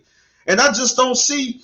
Like, the thing is this, man. Like, I just don't see this kid being afraid of no fighter. I think this kid want to fight the best guys out there, and I think it's gonna come a time when he's gonna prove that. But surrounded by the right people, surrounded by the fighters that he's surrounded by, I don't see no fear in this kid, man. You know what I'm saying? If this kid had fear in him, he wouldn't have stepped in the ring the times he stepped in the ring and got those knockouts. Or he wouldn't have fought no very, very rugged, tough, difficult style of Luke Campbell. You know what I'm saying? He wouldn't be calling out no Tank Davis. He wouldn't be calling out certain fighters. Now, the reason why these fights couldn't get made is because the business side of boxing. So we should know that. Let's not act like we don't know the reason why we can't get certain fights. When we can't agree upon terms, when the money is not right. Because at the end of the day, it's about the money. It's about business at the end of the day. So while we can't get certain fights, we know why we couldn't get certain fights. I'm not finna sit up here and keep saying that these fighters is ducking. This fighter is ducking that fighter is ducking that fighter. No, man, I think all these guys got a fighter's mentality. I think all these guys got a fighter's mentality and want to prove that they one of the best and want to prove that against each other. I just think that, we got these men in suit, these promoters and these businessmen that's pretty much over their careers, that's in their head telling them, no, we ain't gonna go in this direction because no, we gonna take this fight first. And these guys are so young and these guys are handling all the business for them and getting the money for them that they gonna listen to what these guys is telling them to do until they be man enough and be like, no, I want this fight. Until I be man enough to be like Terrence Crawford, no. Tell Bob Arum, no. I want Earl Spence Jr., no. We ain't fighting no other fight. We want this fight. But at the end of the day, we got to make sure the business side is in order. We got to make sure that we'll come to an agreement, that we negotiate the right way, that the terms are met before we can go ahead and push forward with that fight. You know what I'm saying? So I don't think none of these guys are afraid of none of each other, man. I think these guys want to be great. I think these guys really want to prove themselves. And I don't see no fear in this kid. I think this kid, man, I'm telling you, I just think this kid, man, he getting this stuff together, and I think this kid gonna go out there and he gonna prove himself against the tough guys out there, And the thing is, he's going to evolve into an elite level fighter. He's going to grow. He's still young. He's still got time. We can't be putting so much pressure on these fighters, man. They still got time. They still have time to grow. They still have time to evolve. They still have time to be on a certain level, especially when they go up against certain competition on a certain level. So they still have time, bro. We can't keep putting all this pressure on these fighters, bro. You know what I'm saying? The man admitted that this is what I struggle with. I don't see him ducking no Javier Fortuna. That guy's tough. He's rugged. That guy's a veteran. That guy has a slick style. But I'm gonna tell you like this. But Andrew, didn't he put the pressure on himself? Yeah, it's the life. I said that, Myron. I said it's the life. The life. I ain't gonna lie. Sometimes fighters, right? It can be the feedback. It can be coming from the boxing fans. It can be the feedback. It could be a lot of that. Sometimes it can make it worse, especially when you already dealing with something. He made it known publicly that he struggled with something, which is of a mental illness. And so when you get so much of feedback and you getting so much attention coming from a lot of people and hearing what they say in the media and things of that nature, it's gonna affect you in a way. You hear what I'm saying though? Yeah, I hit you 100%, Andrew. He said so. What the only issue? So it's the ADHD is the only issue that he said he dealing with. No. So what did he say? Anxiety and depression? No, well, he was unclear. He said that he was dealing with mental issue, health issues. And everybody else took that as mental, right? So I have to be clear on that. However, months ago, he did say that clearly that he had ADHD and shit like that. You know what I'm saying? And then he said this currently, and then everybody started trying to get into it. And he has not denounced anybody else that was saying, hey, like for example, Javier Fortuna, Teofimo Lopez, even Gervonta Davis, like everybody that's saying, you know what, deal with your mental issues, you know, this and this and that, you know, we weight you, this and this and that. He never said nothing like to denounce that. So he just said he said a vague mental issue, and then the community of boxing came and just filled in the gaps and just went along with it pretty much. You could say that. You could say that. You could say that. And I'll give you that. You could say that. But he has not denounced it. And we already know that he was a little off before with the ADHD. He was very vocal about that when it was a pandemic. When he was working out, doing his little videos and shit like that. You know what I'm saying? During the pandemic, still a pandemic, whatever. But I mean, like last summer, you know what I'm saying? He was very vocal about that shit. I don't believe in ADHD, but no, I'm saying, but medication though, leads to certain side effects, and then getting dropped for the first time, knocked out or knocked down, you know what I'm saying? You know, you never know what the side effects are, bro. Like, I'm just saying, like, you know, I'm not going to assume either. I'm not going to assume. What I'm going to do is err on the side of caution and just trust the kid. That's what I've been trying to say.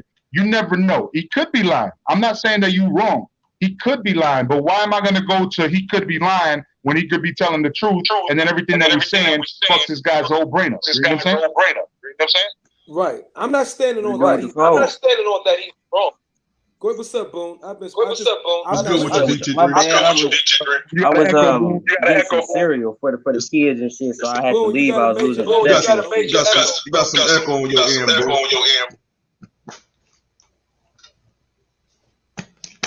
You good? Yo, okay, hold up. Can you hear me now? Y'all hear me now? Yeah, that's cool. It's good now. It's good now. You still have some. But yeah, I was going to get some cereal for my kids and shit, and I didn't have no reception in the grocery store, so I had to hop off real fast. You clear, but we cooking on. Well, I say this. I'm gonna say this real quick. Hold on. You got the honey smacks or you got the toasted oats? No, I went and got some. My kids like corn pops and honeycomb. That's their shit. That's what they fuck with. Okay, all right. That's honeycomb. Honeycomb, yeah, boy. I like that honeycomb. So, but I think I really have a hard time, and I had the same issue with Tyson Fury. I just have a hard time to see these dudes get to a pinnacle in the sport where they're at a high. They're not at a low. They're at a high point in their career, and then all of a sudden it's like mentally I'm fucked up. So I'm just trying to figure out. You was doing all all this capping and all this, I don't want to say capping, but you was doing all this hyping for the Tank Davis and the Pacquiao and all this. Like, you have built up so much hype around your name to where you was like superstar status.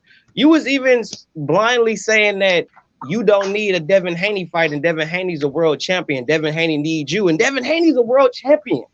So it's a lot of stuff that he said that leads up to this that makes me feel like I think it's too much. I really think that the hype, the celebrity, everything that he worked hard to get to, the place he got to, and I think once he got there, he really was overwhelmed. I really just think he's overwhelmed with the success of being a celebrity. That's what I really think. I think it's hitting him really hard, what it takes and how hard it is to be the top guy. And then he lightweight capping for some of these fights too. And I think all that's coming back at him full frontal, and it's really kicking him in the ass. But as far as ADHD thing is concerned, I got ADHD too, you know what I'm saying? So I really wouldn't use that as an excuse for mental illness, but I just think he's overwhelmed. I just think he got too much on his plate, and he probably thought he could handle it. And because of the magnitude of everything, I think he can't handle it. And I think the pressure is just too much, and it just caught up to him. That's what I think. Question. That boom that led me to coming up with. Okay, let's go you guys' way. He's having anxiety attacks. Let's say that. He's having anxiety attacks. Depression. Yeah, depression. Now, I won't equate that to mental illness. Is he having anxiety attacks because of all of the, I don't want to, for lack of a better word, capping, we could say, that he's done since the Luke Campbell fight, that he has fear of not living up to the potential of all of that? And that's caused him to have anxiety and depression? Can I ask you? Go ahead, Magic Key. Go ahead, Magic Key. Before I cook I was going to say because on the flip side, Myron, I was going to ask DT3 Boom because he said he got ADHD. Do you have a bottle of your medication right now so you can read off the side effects of it? You don't take no medicine for ADHD, I don't think. You don't take no medicine. I don't take no meds. I stopped taking Ritalin in high school. It's supposed to. Okay. No, I don't take that shit. No. That shit had me. So you're supposed to though. You're supposed to. Technically, I'm supposed to. Okay. Because if you would have looked at the side effects for that, right? Then we would have seen exactly what I'm trying to say right now, which is if you're taking the medication, I'm not saying I'm somebody that believes in biofeedback, which is your body heals itself. So I'm not somebody that likes taking medication, but if you took medication, you might get a symptom, a side effect, which I'm pretty sure you would see on the side of the bottle right there. If you had medication, that it would say a side effect may be depression. You know what I'm saying? That's all I'm saying. My side effect was I was just like. That's all I'm saying. I was just out of it. Like I was like in the room, but not in the room. Like I was like a zombie. Yeah, no, trust me. My daughter got put on that. My daughter got put on that. Because it was a downer. Yeah. I took her off of it. Trust me, I didn't want my daughter looking like that. She even told me, she started crying at me, Daddy, my stomach hurts, because her mother's the one that put it on her. You know what I'm saying? And I'm like, well, we're going to throw that shit down the toilet. And I threw it down the toilet. And I told her mother never to give her that shit again. You know what I mean? I don't particularly believe in ADHD. I know it's people in my family Me neither. What have it? I think it's something. My opinion. It's something that we've had different traumas growing up and different issues. We weren't prepared or taught well enough by the people who was responsible for raising us how to deal with. And that was a quick, easy fix to get us on that without us being able to confront our issues head on, party ourselves, and reflective in the mirror. And I know all my anxiety or depression that I may deal with came from that. Me not being able to access,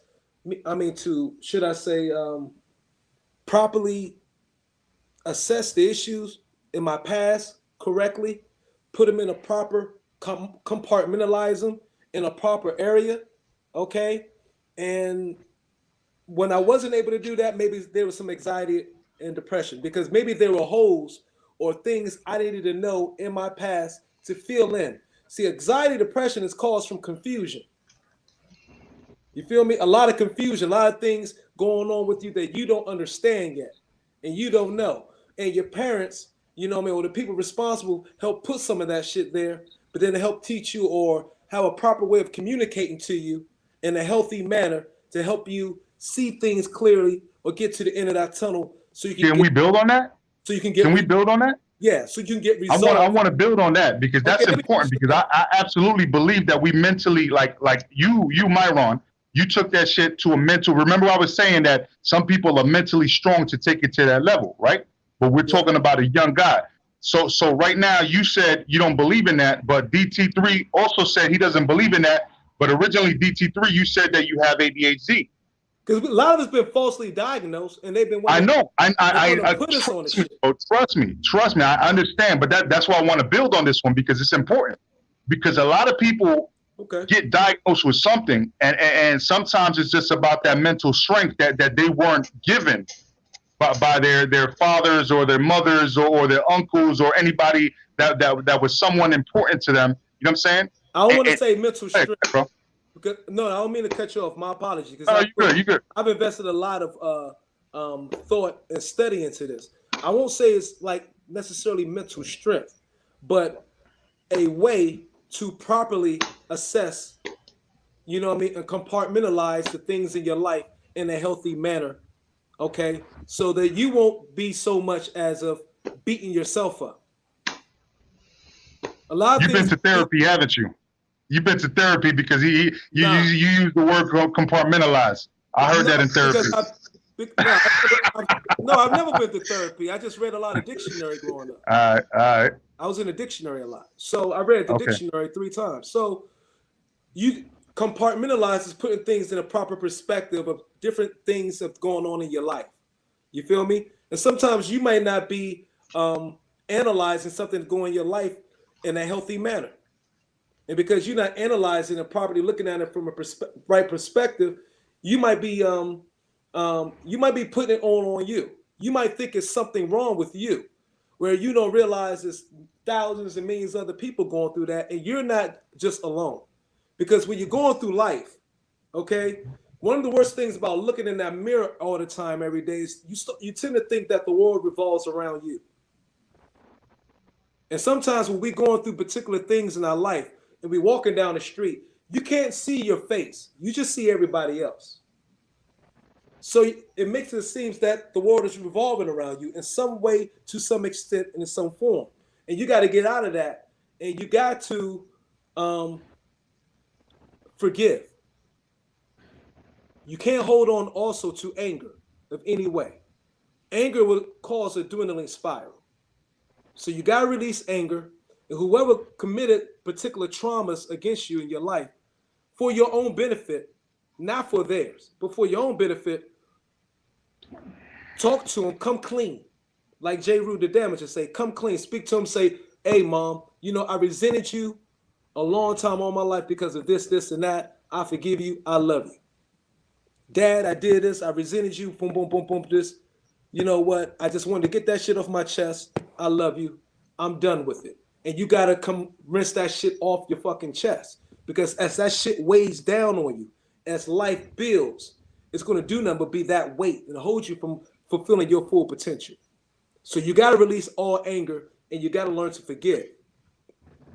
And the earlier you're able to do that and see those things that hold you down, like me and my issue with me and my mom, that probably helped me from a lot of potential because it caused anxiety. It didn't always have me at my optimum peak self where I could perform at my highest level. And anxiety and depression does that. So you have to be able to compartmentalize and say, okay, you gotta let yourself free of it. What you have to, not saying not study the past, but you got to let go of the past in order to hold on to your future. Hear what I said. You have to let go of your past in order to hold on to your future. You feel me? And a lot of things that hold us back. from childhood and up. You gotta let that shit you go. gotta let that shit go. I mad agree, because for when whatever- they had, you mad for whatever, because when they diagnosed me, I was 16. You got the YouTube on in the background while you got the StreamYard? Nah, mine's is off. It's just that I got an echo through my speaker, because my speaker is right here, so it's just gonna echo right into the mic. They right next to each other on my phone. That's why it echo like that. Now. So I'm gonna be on mute when I'm not talking. Oh no, it didn't. All right. But what I was saying is pertaining to like with that, I was diagnosed when I was 16, and I didn't understand it. And then they had put me on Ritalin quick right away, and then I just got tired of. And then I was doing this too while I was off of Ritalin, and then it was like I was just hella down, and I didn't like how that made me feel. So I stopped taking the Ritalin and I stopped smoking. And then it wasn't that. My issue wasn't that I had like I was all over. It was just a lot of stuff didn't keep my interest. A lot of stuff didn't keep my interest. You know what I'm saying? So it wasn't that I had like an issue with holding still. It was just I'm the type of person, bro. I got a short attention span, bro. If you're not doing nothing hella major, I'm not watching that shit. Like if it's a boring boxing match, I'm not gonna watch it the whole 12 rounds or the whole 8 rounds. I'm not gonna watch it. I'm gonna watch a little bit of it and catch it on the highlights. But if it's a good, entertaining fight, I'm gonna watch that shit through and through and through, because it's entertaining. It's keeping my attention span. But teachers in school couldn't keep my attention span, so I had that issue. So they tried to diagnose me with something. But what I'm saying is with Ryan is, this is what I'm saying, because I don't want to get too far off the topic. The topic is Ryan Garcia and his mental illness. What I'm basically saying with Ryan is like, you were just talking like you were at the height of the height, like you were at the highest of the highest in this particular time in your career. And then out of nowhere, we have no indication that you have any struggles or any trials, tribulations. You just had this beautiful baby girl. You're a brand new dad. So you have all these things put in place for you to in a sense, you would think is beautiful. Now, we don't know if you got baby mama problems or family issues, a death in the family. We don't know none of that. But those are things that honestly is not an issue to disclose. I'm going through a mental illness. My uncle Pedro just passed away. He was a big key in the family. And right now I'm finna just focus on me and my family because blah, blah, blah. He don't got to go into detail. He don't got to give us all that. But to just pop up and just say, oh, I'm suffering from mental illness.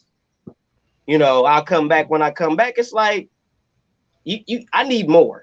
I need more. Because in my personal humble opinion, the reason why I think Tyson Fury got suffered from mental illness is because after he beat Klitschko, they was like, fuck you, Fury. Who are you? They didn't give a fuck. They still shitted on Fury. Even though he beat Klitschko, he had all that shit. And I think he's thinking, I just beat this dude and I still don't get no love. And I think from that's what led Tyson Fury to go into depression, because he didn't get the love and the admiration that he thought he should get after beating Klitschko, which I can understand, but we don't see that with Ryan. So I'm just trying to figure out where is the fuckery coming from for Ryan. Let me ask you a question. So basically what I heard you say, right? And Claire, like just correct me if I'm wrong, but so what you said was he shouldn't have aired it out. But if he aired out a little bit, then he should have aired it all out. Because what you said was you need more. Well, but I'm saying you shouldn't have said anything. But then you said he should have aired more because you need more. I need more. I'm saying for me. Now, for the general public, give them a little something. I'm speaking on the general public, not for me. I'm just saying when you pop out and say, I'm suffering from mental illness and it don't look like shit wrong with you. It looked like you just probably going through a trial and tribulation in life. Maybe it's hella personal, maybe it's not. But a little something to give us a gauge of what the issue is or what the situation is. That will help us give us an understanding if it's really a duck or if he really is going through something. Because for me, I think it's a duck. I think it's a duck because he was doing all this hyping and then he pop up with this shit. And he don't look like nothing is that wrong with him. My personal humble opinion. But I could be wrong. If I am, so be it. That was my thing. I haven't. That was my thing. I ain't getting no wrong with them leading up to it. So I'm like, where's this coming from? I'm like, where's this coming from? That's what Tyson I'm saying. Fury, Where you can is see it it. coming from? See it with Tyson Fury. Right. Gained 400 pounds. Gained 400 pounds. You could tell he went through something. It's something. It's visual facts that he let himself go tremendously. You know what I mean? All people, some of us are saying, and again, I'm not trying to create any doubt against what he's saying. I'm just saying it's like the timing of it is just has me like, okay, yeah, I mean, okay, all right. Hope you're all right. So right. And so my thing. Before you announce the fight. So my thing is this. My bad. So you guys, I don't know. Like, I'm not a doctor. I'm not a psychiatrist. All I know is that I was diagnosed with a severe mental illness, paranoid schizophrenia, severe mental illness, and severe anxiety. Depression is nothing to me compared to what I was diagnosed with and what my experiences when I was going through. You know, so I said it before and I said again, and I agree what you said. Even Major Key was saying this. Myron said it, and you were saying the same thing, DC3. I believe it's the pressure. It's the lifestyle. It's the pressure. It's basically you're a celebrity, and a lot of that comes because you look at it with actors, entertainers, athletes. When they live in a certain lifestyle, you know, it can lead to destruction because it's so much. It's like a heavy burden. It's a big responsibility. You know what I'm saying? When you're at that level. You know what I'm saying? So all I'm saying is that is also what I look at. But I look at when the kid made it known publicly. He made it known a long time ago. I ain't talking about recently of some little Twitter or Instagram posts. The kid made it known what it was he was struggling with. And the thing is, you're right. And the fact that he's struggling with it, and the pressure and the feedback from the media and the fans and stuff like that can make it worse. You know, I'm just basically telling you from experience. It can make it worse. Andrew.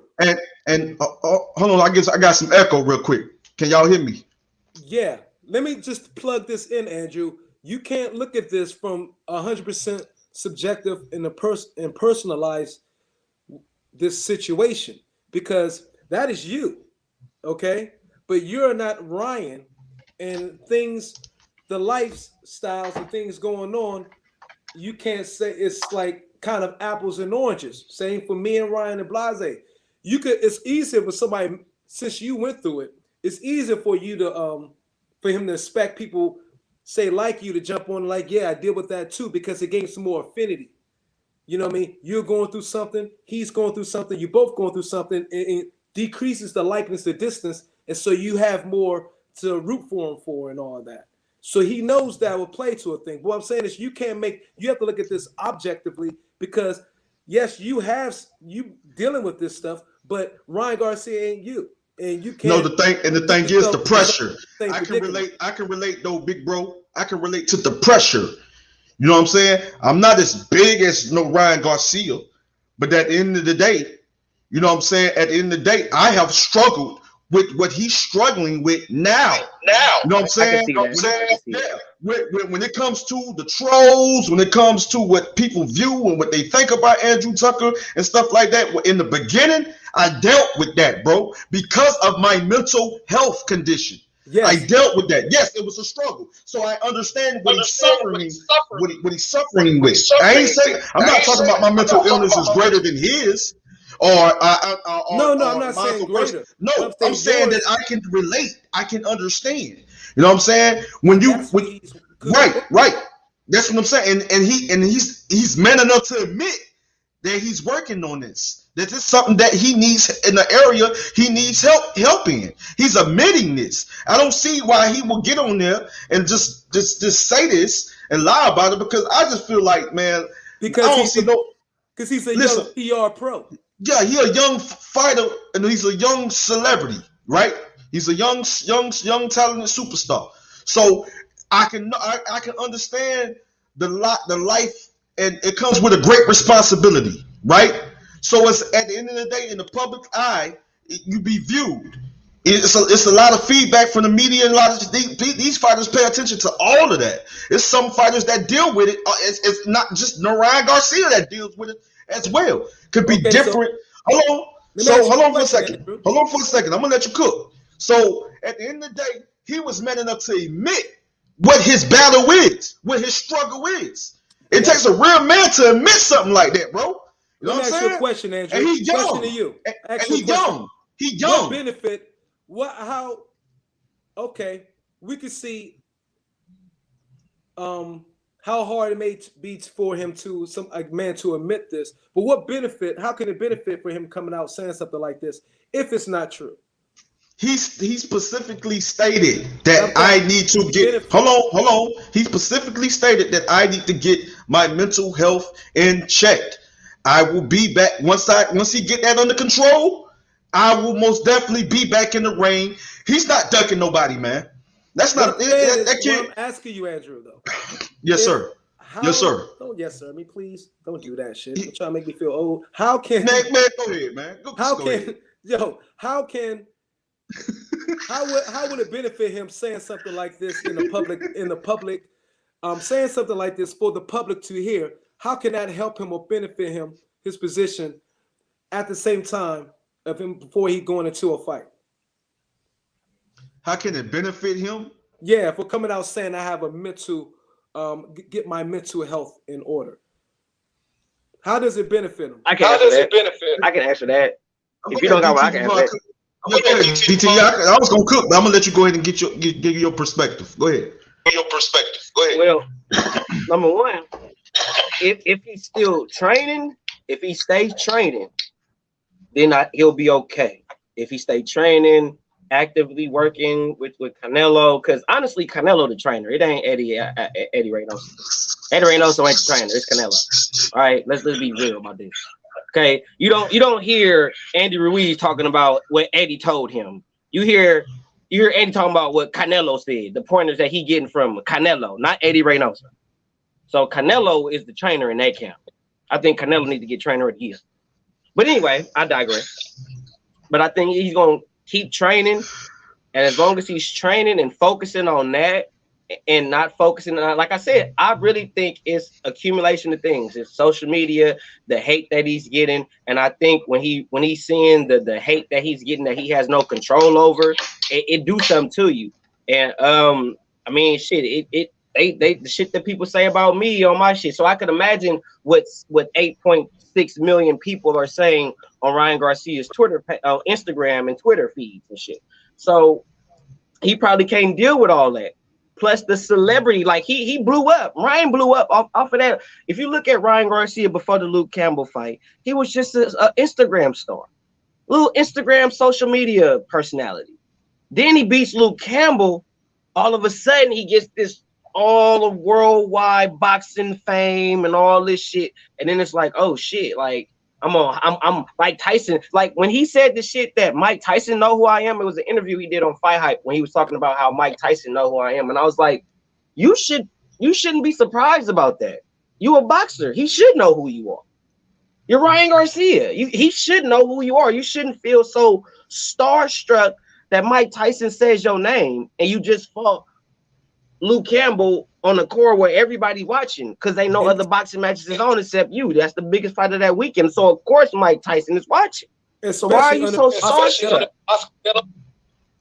What'd you say? Especially being under Oscar De La Hoya, right? Everybody in the world, right. So how you so starstruck? So I really think Ryan wanted to get to where he's at, but I think when he got there, it was like, oh shit, like I'm not ready for this. I'm not mentally ready to deal with everything that's gonna come my way, from the money, the cars, the clothes, the hoes, the show. I'm not ready to take in all that. Plus the negative feedback that I'm gonna get. I'm not ready for that. That's too much for me mentally. And if I lose, look at what I'm dealing with, and I'm winning. Look at what I'm dealing with, and I'm winning. So if I'm having an issue dealing with this shit and I'm winning, I can only imagine how it's gonna be if I lose, and I'm not mentally or physically prepared to be in the position to deal with that. I don't think I'm gonna handle that. So I think he know that about himself. And in the Bible, it say the Lord says, "Know thyself," and I think he knows himself well enough to come forward and say what the issue, say that he has an issue, but I don't think he can say what it is because it's probably too embarrassing for him. But what he can do, I digress again. What he can do is just keep training and stay on the path. Just keep training. If he's not training, he's fucked. But if he keeps training, I think he'll be all right. Excuse me for the long answer. Right. When a person says mental health, that can mean so many different things. It could be his confidence ain't up to where it needs to be before he get in there with the Javier Fortuna. Confidence is a mental health issue. Is it not? Right. And that's why, and I hear what DT3 is saying, and that's why the kid is smart enough to realize and understand that I am not myself mentally. And when you step in the ring with a fighter of that caliber, you have to be mentally and physically prepared. Because if you're not mentally there, you're going to get in that ring and get your ass whooped. Right. So what I'm saying is that he's man enough to admit that this is something that I need to work on. That's something he clearly stated. That I need to work. That I need to work on this. Because if I don't get this in order, if I don't get stable in that area, I could get in that ring and I can fail. I don't want to lose. So I don't want to fail. Skill-wise. Huh? So could it be skill-wise? No, I don't think. No, the kid, man. Listen, I'm gonna just keep it real, bro. I've seen them kids. I've seen these kids, man. The Devin Haneys, the Teofimo Lopez, the Ryan Garcias, and I don't think everybody's seen. I don't think people have witnessed and seen what this kid can do. You know what I'm saying? He may went up against a certain style and showed you something, but he ain't show you everything. And I know that these kids can challenge each other, and a lot of these kids are very skilled and very young, talented, gifted young fighters. And I'm just telling you, Ryan is one of those guys. Well, you're going to have a difference of opinion. You might have a different boxing eye from eye, but I'm telling you that I don't just look at the ferociousness. I don't just look at the hand speed. I don't just look at the killer instinct of this kid. I know that this kid can do some other things fundamentally. And we'll get a chance to see that. And we wanted to really see that so I can understand how people feel on the other end, because they really wanted this fight. They really wanted to see how this kid can match up against a very rugged, very crafty fighter like Javier Fortuna. Yeah, we wanted that. But at the end of the day, bro, if mentally you're not there, you're gonna get in there and you're gonna catch your first L, because this guy's nobody to mess. Trust me, Javier Fortuna ain't no fucking joke, bro. You know this. DT3 know this. I know this. If he get in there, bro, and his mental state ain't right, that nigga gonna get destroyed. So he gotta make sure he ready, bro. He gotta make sure his shit is in order. He gotta make sure he good. You know what I'm saying? I'm telling you. Right. He got to. So it might be a duck, like you said, DT3. Hey. So he might be a duck. Hey, you Andrew. That's all we want. Listen. You can say duck, but all I gotta say is, man, these fighters got the warrior mentality, man. These fighters these guys know what they're getting themselves into. They know what they got, reason why they in this sport. These guys went through the amateurs and stuff like that. Some went through the Olympics and became professional fighter. They know what they're getting themselves into, man. So at the end of the day, this kid know that he want to be great. That kid know he wanted to be the best out there. He just got to get some personal shit in order. And you know what I'm saying? And getting help, there's nothing wrong with that. I went and got help. You know what I'm saying? And you should. Yeah. So it's nothing wrong with that. I believe, it's just my opinion, he get himself together, get his mind right. He most definitely get prepare himself mentally and physically, because I believe the kid gonna stay training. Come on, bro. Canelo, what's his training, them boys? They ain't playing with that kid. They gonna keep that kid moving. They gonna keep that kid active, bro. You know what I'm saying? I got a mental in this nigga, and I still at 35 years old, I still can beat a lot of these young little motherfuckers today. Shit, mental illness ain't gonna stop me from beating your ass. That's why he should be, and I agree. That's why his ass should be in there with Fortuna. Yeah. You need to exercise some of the mental fucking illness out.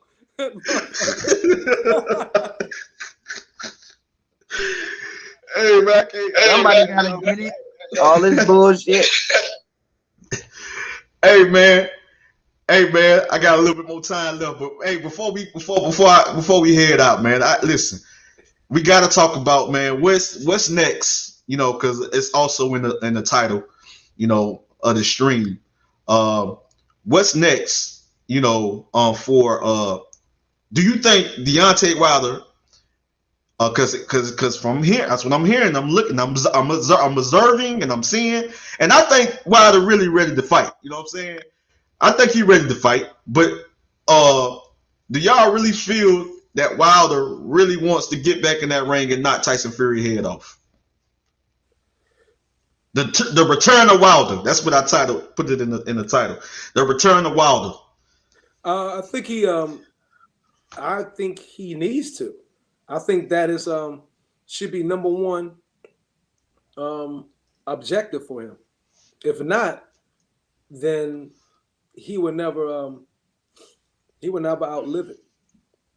He would never come from underneath that ass whooping.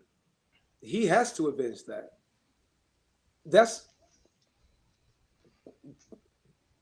He evidently said he looked for his revenge against Fury, right? He must, because from all we could see, Fury did a fucking good number on him. And like I said, he's going to live with that for his entire career. That is the last thing. That ass whooping he took, it would be the last thing people remember of Deontay Wilder. And if that's the case, if his career ends with that as his last memory, everybody gonna forget about all the 40-something knockouts. Nobody's gonna talk about that. They're gonna talk about the destruction of Deontay Wilder by Tyson Fury. That's gonna be his fucking career, because he don't have many signature wins leading up to that, if any, and he can't go forward with his career without getting that win back. And I mean a dramatic and dominant win, because he was dominated. What about you, DT? DT3? And he ain't gonna do shit. He gonna fight same 40 motherfuckers, same type of 40 motherfuckers he been fighting. And it's he gonna fight something. He gonna fight this dude. I forgot what dude's name was, but he gonna fight this dude, knock him out. Because of course he can't let that be, like what Myron said, he cannot let that be the last time he fight and you remember him getting his ass whooped. He can't do that. He shouldn't do that, and he's not gonna do that. He's gonna end up fighting a lower opposition opponent, knocking him the fuck out because he ain't got shit. And then he gonna probably fight another time and knock him out just to get some type of confidence under him. And then we might think about seeing a Tyson Fury fight. But Wilder ain't really doing nothing different. I mean, you're going to see the same shit. I just think it's just going to be all hype. I don't think he's going to fight Fury again. I just think he's going to fight it about a couple more times, talk his shit, and get the fuck up. How y'all feel about him working with Malik Scott? Is that the knock-kneed dude that was standing beside him in that pic? That's the nigga that got knocked out by not getting punched. That's the nigga that charged $25 a month so he could suck his bitch titties on OnlyFans. That Malik Scott. That's who the fuck you talking about. He ain't finna do shit with Malik. He just bullshit. I got time for this shit. Why y'all even bring this shit up? Why y'all do that? See, that's that bullshit. This the punch right here. This the punch right here. This the punch. This Wilder hitting Malik Scott right here. This it right here. Nigga, you ain't hit chin, you ain't hit temple, nigga, you ain't hit nothing. Nigga, you ain't hit nothing. That fight was rigged. That fight was rigged, bro. I don't give a damn what nobody said. The knock knees. Bro, that fight was rigged, bro. Rigged. What was the crazy cat? The little white cat, the crazy cat. You know what I'm saying? That was trolling Wilder. Yeah, he went alive. That was staged, man. It had to be in, man. I ain't going on that, but hey. You got Haney. I see Haney and Linares. Yes. Coming up. I got. Matter of fact, let me go on the YouTube studio because I got it. DT. It's right. You got Haney versus Linares, and let's see how this fight. Okay, can we expect Devin Haney to get a knockout or definitely maybe a decision? I'll let y'all go ahead and cook on that first before I get into that, man. For real. Everybody, I'll let y'all. Haney needs to knock this guy out or just a dominant victory? I think that Haney going to get a dominant victory. I don't think. I don't. If he does stop him, it'll be accumulation of punches, so more like a TKO, something like that, technical knockout or something like that. I don't see him knocking him like. Dude, David Haney really got that one knockout, that one punch knockout power, bro. Come on, let's keep it real though. No, so he needs a significant look very good against. He gotta stop him. Like to stop him, it's gonna look good and it's gonna make a statement. Stop, but he needs to look. I'm just saying if he does stop him, it's going to because you stopping a multi-time champion, bro. You know what I'm saying? You stopping a veteran and a champion in Jorge Linares, bro. That's a step up fight to me. Jorge Linares. People talking about Jorge Linares he ain't got it. That nigga Jorge Linares still has enough. And still has what it takes to compete with these young fighters, bro. So y'all can dismiss me with that BS, bro. Like real talk. Was this last fight versus Lomachenko? Who? Jorge Linares? Yes. No. He's fought since Lomachenko. Yeah. He. I think after that, hold on. I'll tell you right. More time. I'm gonna tell you now. Yeah, I think he fought. Yeah, I was gonna say. Yeah, DT. That's what I'm gonna say, bro. I think Lord Linares had like a couple of fights after that, man. He might have had 3, but I know he had 2 for sure. He fought at 140 and lost. I forgot who he lost to. And then he fought again, and I think he lost. I think he lost his last 2. I could be wrong. I know he lost one of the last 2 though. Don't worry. I got y'all. It was at 140. He lost at. He had to fight at 140 and lost. So I got y'all covered. He's potentially lost 2 of his last 3 or 3 of his last 4. He lost to Pablo Cesar Cano, and that was TKO. Pablo Cesar Cano, and then this dude Al. He beat him unanimous decision. Toyo Gun, and Carlos Morales. He beat him. He won by KO over Carlos Morales. What was the last 2? The last 2. One where he lost. I saw that one. I saw the last 3. I saw the 2 that he lost, and I saw the 1 that he won. I didn't see the other one. Yeah, because he lost. Because after he lost to Vasily Lomachenko, he knocked out Abner Cotto. I seen that fight, and then he lost after he beat Abner Cotto. He lost to Pablo Cesar Cano, and then he won at a unanimous decision over this dude named Al Toyogan, or whatever you pronounce that shit. And then he won after that. He won by knockout after that fight, which is against Carlos Morales. And then now he got David Haney, and then now it's Devin Haney, of course. You know what I'm saying? So he's won 3 of his last 4 since Lomachenko. You said what? You said what? Yeah. He's won 3 of his last 4 since Lomachenko. And DC3 say he can't hear you, Mara. He's fought 3 times since Lomachenko. Since Loma, he's fought. He's fought 4 times. He fought 4 times. So after Loma, he won 3. Excuse me. He won 3 of his last 4 fights. Got you. That's not bad. Okay. Yeah, he pretty much put himself in position to basically get this fight. Plus, he beat Luke Campbell anyway, so a while back. But still, I mean, Jorge Linares is a good opponent. I think he game. I think he poses his own little threats. I just think Devin Haney is going to have to pull out some more tricks. He's going to show you more of what he can do. You're going to see more of Devin Haney's style, and because Linares is a bigger opponent. He's not Yorkis Gamboa, who is a shorter opponent, and I think Jorge Linares has better feet than Yorkis Gamboa, so he's going to have to use certain tactics and certain tricks to beat Jorge Linares, and I think Jorge Linares is going to make this fight a tougher, grittier fight than what people think he's gonna make it. I'm not saying like he's gonna be beating Devin the fuck up or nothing like that, but I just think he's gonna make Devin work in places or at times where even Devin doesn't want to work, and it may be even at times where Linares may be dictating the pace of the fight. I would not be surprised at that because, and to be all honest, Jorge Linares is the more experienced opponent of the more experienced fighter of the two. He does have the more experience. He has fought the better opposition of the two. So I think Jorge Linares is really going to, we're going to see what Devin can do with this fight. That's what I think. Yeah. That's if good. we want to know what Devin Haney can do.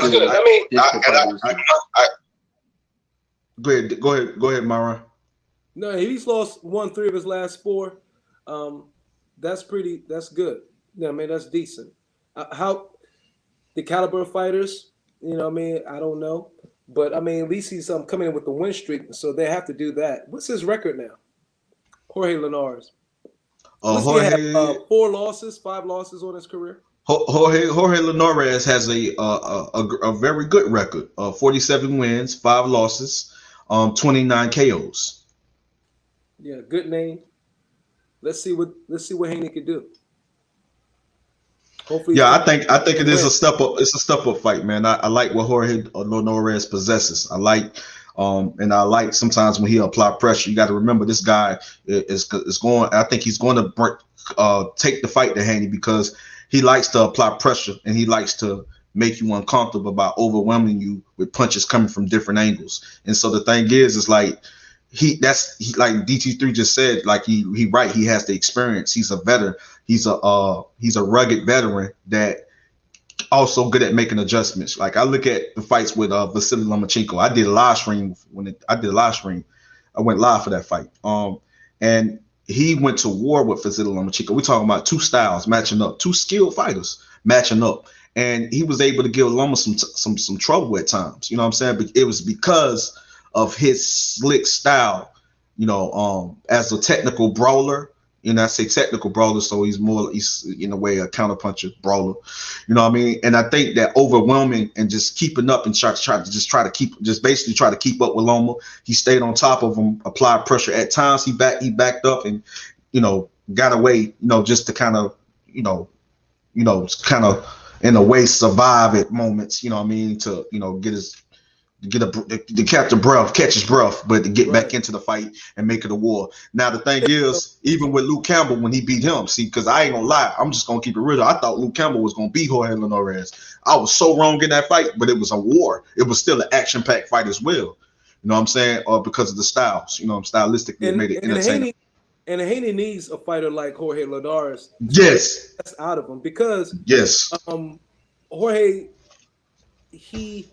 one thing about the fight between Jorge and Lomachenko is pretty aggressive. But Haney is not that aggressive. Haney is more of a counterpuncher. So Jorge Linares is going to have to be more aggressive in front for dominant. But he want to be smart though, because Haney is sit there in the shell. And it'll be kind of like a I wouldn't say a full-on version, but I would compare it to, and forgive me if the comparison may be a little off, but this is what first comes to me is Marquez versus Floyd Money Mayweather, where he has that, Marquez has that close forward style. Marquez is a very smart Mexican style fighter. He's not the prototypical style Dean take some stupid shit, and he's a combination puncher. And I think with Devin Haney being a person that is an avid shoulder roll Philly shell user, I think he will use that. And I feel like in order for him to have any type of real dictation in the fight, Devin Haney will have to apply and solidify his jab in the fight. If he doesn't do that, then that's going to give Jorge Linares room to just kind of smother him and smash him. And you don't want to be smashed in the shell. You don't want to smother your shit in the shell. It's no good. You want to really keep them at a distance as much as possible so you can get full extension on all your punches. So I think it'll be something like, I would say Mayweather Marquez-esque. I'm not saying it'll be exactly like that, but I think it'll be along the lines of that type of a fight. Yeah. Right. Yeah, I can see that. I can also see that as far as comparison. Jorge is going to be more aggressive. Jorge is going to be a little bit more aggressive than I think, for sure, a lot more aggressive than the Cuban was. Yo. And since he has more height, the reach advantage. I mean, Jorge might have the reach advantage in this fight, or they're damn near even. But Devin is a slickster. He gonna have to. It's gonna be at times where Devin gonna be, you know what I'm saying, knowing just getting in, getting out. You know what I'm saying, getting in, countering, getting in with the combinations and getting out. Now, if Jorge can't deal with that slick style of Devin, it could oppose. It could. Jorge also may not fear. Yeah, but I'm saying. So if he does come forward, whatever, because Devin Haney, one thing I can say about Devin Haney, he has great timing. His timing is impeccable. Yeah. You know what I'm saying? He's a very good counter puncher, he's a boxer puncher as well. But he's a very good counter puncher. You know what I mean? As far as with great timing, and he's very good at working off his jab. And he's very good at slipping punches. So if Jorge Linares can't keep up with basically the slick style of Devin Haney when he's, countering, boom, pot shotting, boom, getting, moving in, and then the lateral movement, and then the pivoting, and if he throw him off like with that slick style, it's going to be really, I'm telling you, it's going to be difficult really for Jorge Linares. So I think applying pressure, trying to take the fight to Devin Haney. Yes, it's good, but in a way, it could be falling into Devin Haney's trap.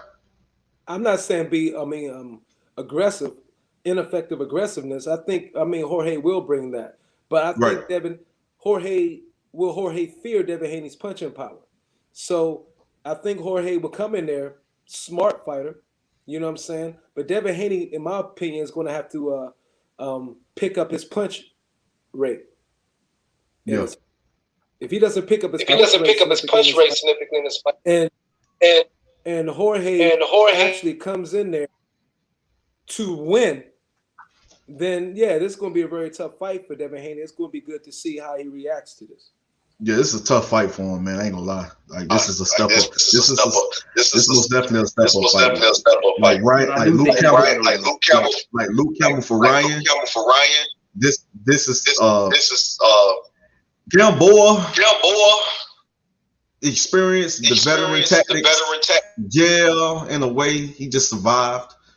But now he got a fighter that's gonna actually that's gonna really put him to the test, bro. Yeah, it's a difference when you fighting a veteran that's really there to just for the check and just gonna kind of survive throughout the fight. And as long as he survives, it's a win for him. Versus a veteran that, regardless of his age or status in the game, he's still coming to win. He's coming to beat your ass. You know what I'm saying? And he's actually preparing for that. So I think this is going to be a different fight. But what I will say is I do think Devin Haney got the pop because Devin Haney can fight at 140. People be forgetting that, and and like I said, people be talking about how he didn't knock out Gamboa. Well, maybe Gamboa got a fucking chin, man. Maybe Gamboa just got a fucking chin. Why we just can't just give Gamboa credit for just, he a journeyman. Yeah, he came in for the check, but he not going to lay down. That's the one thing I do give Gamboa. He not going to lay down, though. You going to actually have to beat him the fuck up. And Terrence Crawford got power. And Terrence Crawford, even when he fought him, I believe what was that, 135, right? 135, right? That was 35, yeah. 135. Terrence Crawford was a big 135 pounder with punching power. So that was different. That was different. Devin Haney I think he got the power to hurt him, and you got to remember. Well, not y'all, but everyone else has to remember that Devin Haney's still growing. He ain't like up there yet. You know what I'm saying? He's still hella young and shit. You know what I'm saying? He ain't even came into his grown man strength. We all kind of came in to our grown men strength, you know what I'm saying? Y'all know what I'm talking about. So he hasn't really hit that yet. So he's still filling in. So I think he's building some strength. I think he has built some strength throughout the time. And he's a dude that trains every day. So I don't think you train every day and you just get weaker. I do think if you build some type of strength, if you put in that type of work in the sport, or if you put in that type of work in anything that you do, you're only going to get better and stronger, faster, whatever it is that you're doing. True. So I believe that he's going to be a lot better and a lot stronger. And you're gaining more experience and fighting a guy like Jorge Linares, that experience that he has, and the skill level that he's bringing to the table. Like I said prior, I think that's really going to show you what Devin Haney can really do. And Jorge Linares may be the actual opponent that Devin Haney has to actually hurt or really put some significant damage on to win the fight. He actually might really got to hurt this guy. Not saying he doesn't go in any fights thinking that, but because of Jorge Linares' style, and like I said, he will be aggressive, but I do think it's going to be effective aggression. I think he's going to know when to come in, when not to come in. I just think it's going to be, like I said, it's not going to be exactly like Floyd Mayweather Marquez, but it's going to be Floyd Mayweather Marquez-esque. You're going to see it, a lot of it. And I promise you, after that fight, we could do some film study and I'll show you the comparison in the fight. I'm predicting it right here, right now. I will show you the comparison between the two fights when that fight happens. I promise you. And that's why I say he's a technical brawler, because it could be with he let his hands go. He can throw decent his combinations. He can throw decent combinations, and then he's good at, in a way, like I say, technical brawler, because he's throwing a cumulative of punches. He's in a way a volume puncher as well. So he's throwing his jab to work his way in. He's coming forward, working his jab. So he's gonna be right there in the fight. And like you said, effective aggressiveness, being smart with working off his jab, because he can work off his jab too. See what I'm saying? And to be in a fight with a fighter like Devin Haney, you gotta have a jab. You know what I mean? To set up the counter, to set up the 2-punch combination, 3-punch combination, whether you're going head, body, however you're doing it, you gotta have a jab to set it up. And I think Jorge Linares has a jab. So yeah, I agree with you, DT3. He will be smart when he come forward to attack. When he press the attack, it will be to be smart. You know what I'm saying? To make sure that he be smart with his punch selection, not just throwing like fucking punches and, you know, tiring himself out. I think that he will try to be smart with the punches he throw, working off the jab to set up the counter shot and set up the combination. That's the thing. Will Jorge Linares have the gas to maintain that pressure? Because he's not gonna he's not gonna land a lot of the punches that he's throwing. He's gonna throw some punches, but a lot of them punches, when he's throwing those combinations, he's not gonna be landing them like that. And we all know that it take a lot of energy when you miss too. You know what I'm saying? So is he gonna have the gas to be able to deal with missing shots and still maintaining the pressure? Is he gonna have the mental fortitude to be able to deal with, okay, I missed that shot. I want to land that shot. I missed it. I thought I had him, but I missed it. Is he gonna have the mental fortitude to keep going when he's missing shots and Devin Haney's tagging his ass? How is he going to handle that? And Devin is going to be going to the body, I promise you. And I wouldn't be surprised if Devin stops him with a left hook to the body. I would not be surprised at that at all. Because, I mean, be real with y'all, if Lomachenko stopped you, I think Devin Haney stopped him too. I agree. And, you know, Devin Haney is still growing into his mastery, but I do know that Devin Haney hits harder than Lomachenko. Honest, I'm just telling you, from what I observe and what I've seen, yes, he hits harder than Lomachenko. I promise you. And when it, like DG3 say film study, bro, that's I specialize in that. I promise you, I can go do film study on a live or just basically a regular video and showing you how when you can hear the impact on his punches, bro. I'm talking about the way the punches he was hitting old boy with, and then the guys he stopped, the guys he knocked out. You can hear the impact on those punches, bro. You can hear it when he was hitting my boy,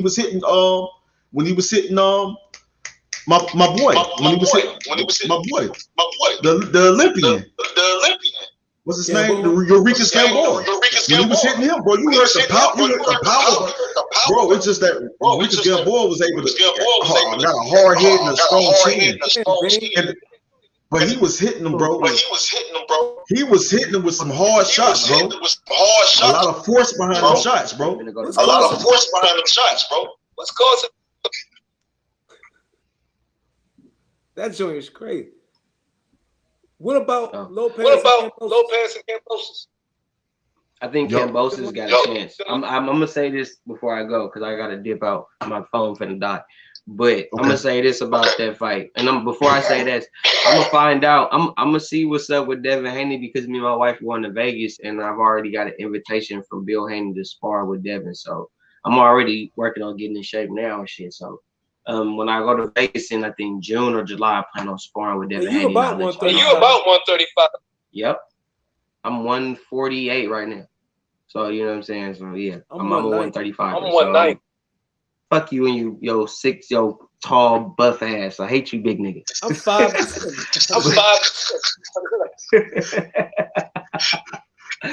But what I would say about Kambosos and Teofimo, I think Teofimo is in for a battle. Kambosos is coming to win. He's not showing up for a check. He's really coming to really beat the fuck out of Teofimo. I've been looking at Kambosos. I haven't did no videos on it really for real. I haven't really said too much about it because I think Kambosos, if Teofimo not on this shit, bro, Kambosos could get him. Now that don't mean that Kambosos is gonna be taking Teofimo's shots and shit like that. Now, I don't see no shit like that happening, but I wouldn't be surprised if Kambosos makes it a more of a fight than what people think.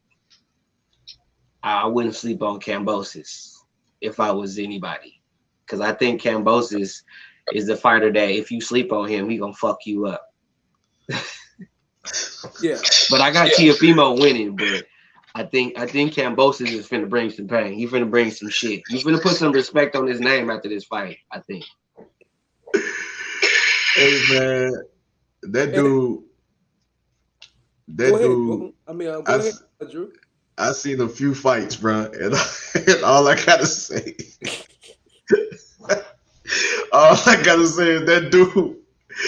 that dude throw a lot of fucking punches. He throw a lot of punches, bro. He like to take the fight to you. It's like you gotta stop. You're gonna have to knock this kid out to keep him from coming forward. You're gonna have to knock him out. If you can't knock him out, I'm telling you right now, bro, it's gonna be a long night. Can it look like it's gonna look like the Nakatani fight? No, Kambosos go dumb, bro. Kambosos go stupid. Like when everybody was like, "He finna fight Kambosos," because then nobody know who Kambosos was. So I started doing some film study on dude, and I'm like, "Hey, bro, go crazy." He be snapping. That nigga be snapping. Go ahead and say it, bro. That nigga be snapping, bro. That nigga be snapping, bro. Hey, my rod. He go. Tio gonna have his hands full, bro. Tio gonna have his hands full, bro. I'm telling you, bro. Don't sleep on Kambosos. It's gonna be a good fight. Yeah. I think it's gonna be better than what people think. For real. Hey, before y'all go. Go ahead. Who's next? Who you think is next for Edgar Berlanga? I mean, he fight 8 rounders still, Andrew. Like, who you think? I'm just saying. He still fight 8 rounders. I didn't watch none. I ain't even watched none. I ain't trying to shit on the question. You still fight 8 rounds? Nigga fighting in 10-round fights. His last fight was 12 rounds. There was 8 rounds. Are you serious? Yeah. Oh shit! This motherfucker, I don't even want to talk about it. Fucking 10 to 12 rounds all this time. Why nobody said it? But who do you think next? Who y'all want to see him against next? 8 rounders?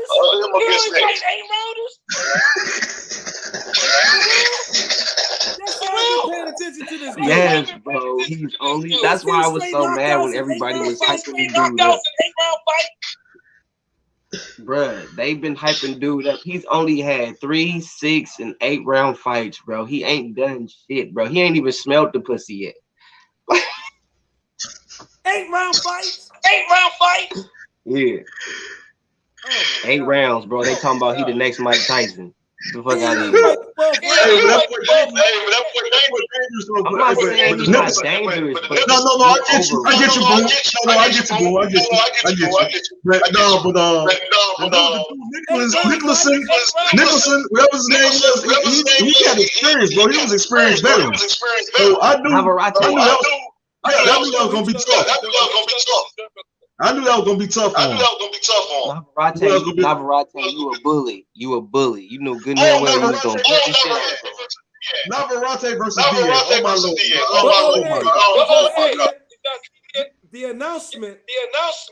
Lomachenko fighting Nakatani. Did you see that? Yep. Yeah, I saw that. Nakatani a big strong agent, bro. He a big strong agent. But Loma gonna beat that boy. I don't care what y'all say. No, but it's a good fight. Loma gonna. It's gonna be a good fight. Loma gonna beat that boy. Loma get caught though. Loma make it caught. That battle went down 3-4 times. Hey, that boy got that big Asian got power though, boy. That big Asian got power. But I'm gonna have I gotta go, man. That Japanese boy. All right, respect, bro. Peace, boom. That Japanese.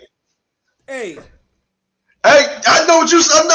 Hey, bro, I'm not disagreeing with you. I know what you see. That little motherfucker, he may go down, but he'll simmer out on your ass. He ain't gonna quit. He talking about samurai. Simmer Nakatani ain't gonna quit. Hey, that dude's a big, strong Asian, bro. And that the thing motherfucker is, tough, man. And if you can't, and that's another guy that's going to apply a lot of pressure. He'll apply a lot of pressure. He stay on top of you too. Like when he went up against old boy, what was the guy he just knocked out? That was winning the fight, but he knocked him out. The Puerto Rican, forgot his name. Yeah, I forget his name too. You know what I'm saying? But yeah, that dude, that's a big, strong dude. That dude's 6 feet. He ain't nothing but a lightweight. He's 6 feet. Nakatani, bro. He's 6 feet. That's to be a fight to watch. That boy 6 feet. He too big. He too big to be at lightweight. What they doing? Hey, now he's coming with that Ginsu. He's coming with that Ginsu. That last fight, he got dropped. He's coming with that Ginsu and ended that Puerto Rican boy. I almost fell out my gaming chest. That Japanese motherfucker broke. This Puerto Rican was thinking, what do I have to hit him with to get this motherfucker out of here? And he broke his wheel. He was tired. Loading up, putting everything in the punches. And that Japanese motherfucker was like, arigato, I'm coming. That Mr. Miyagi motherfucker cut his ass down. Hey, bro, he is the young Ming. He's the Yao Ming of the lightweight division. What is he doing? He too big. Get that big old monster out of there. That monster gonna kill somebody, bro. So is Luke Campbell. Yeah, that motherfucker. I want to see that fight. I want to see how this fight go. Get that big Asian monster out of there, bro. He catch Loma. Loma going to sleep. And Loma's catching him at the right time too, because he's only got to get one win since the loss to of course Teofimo. So Lomo's good from not, catching right now before he get his confidence up too high and get a string of wins underneath his belt. Then fight him. So Loma said, let me fight this motherfucker now, because he still took some punishment last fight. He won though. Okay, good. Let me fight him now. Loma's smart as shit. Hey, you know who's still a problem though? Nakatani. No, not Nakatani. You know who's still a problem? That just came off a spectacular knockout. Who Tio stopped for his first step up fight? Who Tio stopped? Yeah, the African. Yeah. Dang, I'm tripping. We both have a great. I appreciate everybody in the chat. Let's respect everybody in the chat. Richard Kobe. I'm not in the chat, but Kobe. Yeah, Richard Kobe. Appreciate the chat, man. Yeah. Much respect. Kobe's still in the mix.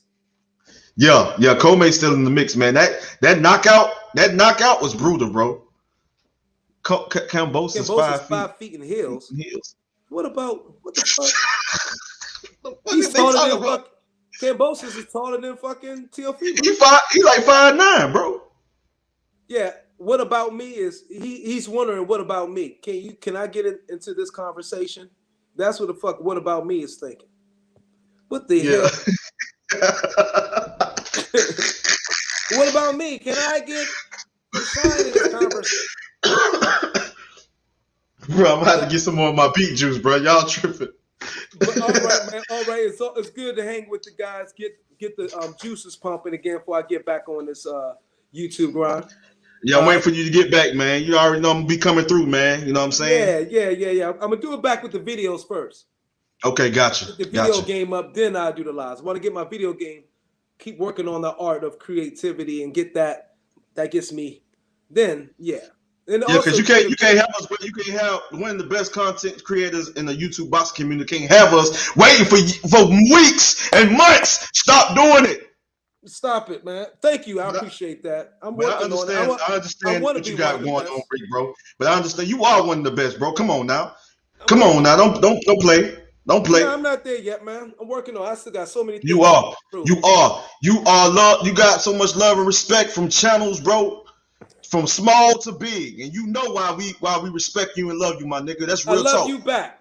All right. I don't you know why. Shit no more. Thank you. I'm getting let me try to gas my head up. One love, peace and peace for everybody, baby. Peace and peace, listeners, my brother. Much love and respect. Boom. Miss you, Boom.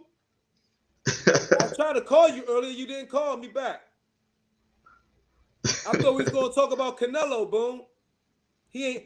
Yeah, Canelo. Y'all saw the shit on Boxing Scene. We should do that on the next live. But yeah, Canelo says he's not going back up to 165, 175 no more. He's not going above. I'm sure I say 168. So no longer fighting at 175. And so yeah, we need to talk about that shit. Yeah, I feel you, bro. Canelo. There you go. There you go. Peace and pugilism. Peace and pugilism, bro. Much love and respect. Hey, everybody, man, I appreciate everybody coming through, man. We finna get ready to wrap this up. Everybody that came through, man, I appreciate you. Everybody in the chat, Lisa Bell, my brother Jeff, my brother Terry. I see you, Terry Harrell, my brother Jeff, Lucy. I'm gonna pronounce that last name right, bro. Lucita. I'm gonna get that last name right, Jeff. For trust me, right now I'm tripping. I'm on that beet juice, so right now. I can't do too much right now, bro. I'm for real. My mind ain't right now, bro, for real. But other than that, I love y'all, man. My brother Jeff, Terry. What about me? You know what I'm saying? Lisa Bell, the queen, all the generals, you know what I'm saying? Mr. Popo in the building, you know, much love and respect. You know, everybody that came through, man. Everybody that came through, Will, Major Key Boxing, my brother Rap Star Boxing Knowledge. That's my brother from another brother, my brother from another mother, my brother Will. You know, I see y'all, man. I appreciate every single one of y'all. The Queen, Linda S was in the building. Appreciate every single one of y'all. My brother 2011 was in the building. Much love and respect. Everybody that came through, everybody in the chat, my brother Junior, much love and respect. Everybody that was in the chat, man, I appreciate every single one of y'all, man. I appreciate you coming through to the live stream, rocking with Andrew Tucker World. And I'm going to end y'all with this. But, hey, when I come back on here, I'm going to be giving everybody a shout-out. So just know that I got you covered. Trust me, it was a good discussion, good boxing discussion. You know what I mean? It got deep. You know what I'm saying? It was good boxing talk, and we addressed the issue when it comes to mental health, when it Ryan Garcia situation and the up-and-coming fights. But I'm going to leave y'all with this. Much love and respect. Remember, it's all about love and it's all about respect, and we family. Remember that. Let's encourage each other. Let's motivate each other, and let's strengthen each other, because we are the people and we are a family. It's all about unity, and together we are strong. Tucker Army, UK Army, MBBC. I love y'all. Much love and respect. And I'm going to end y'all with, I'm going to end the video. I'm sorry. I'm going to end the live stream with this.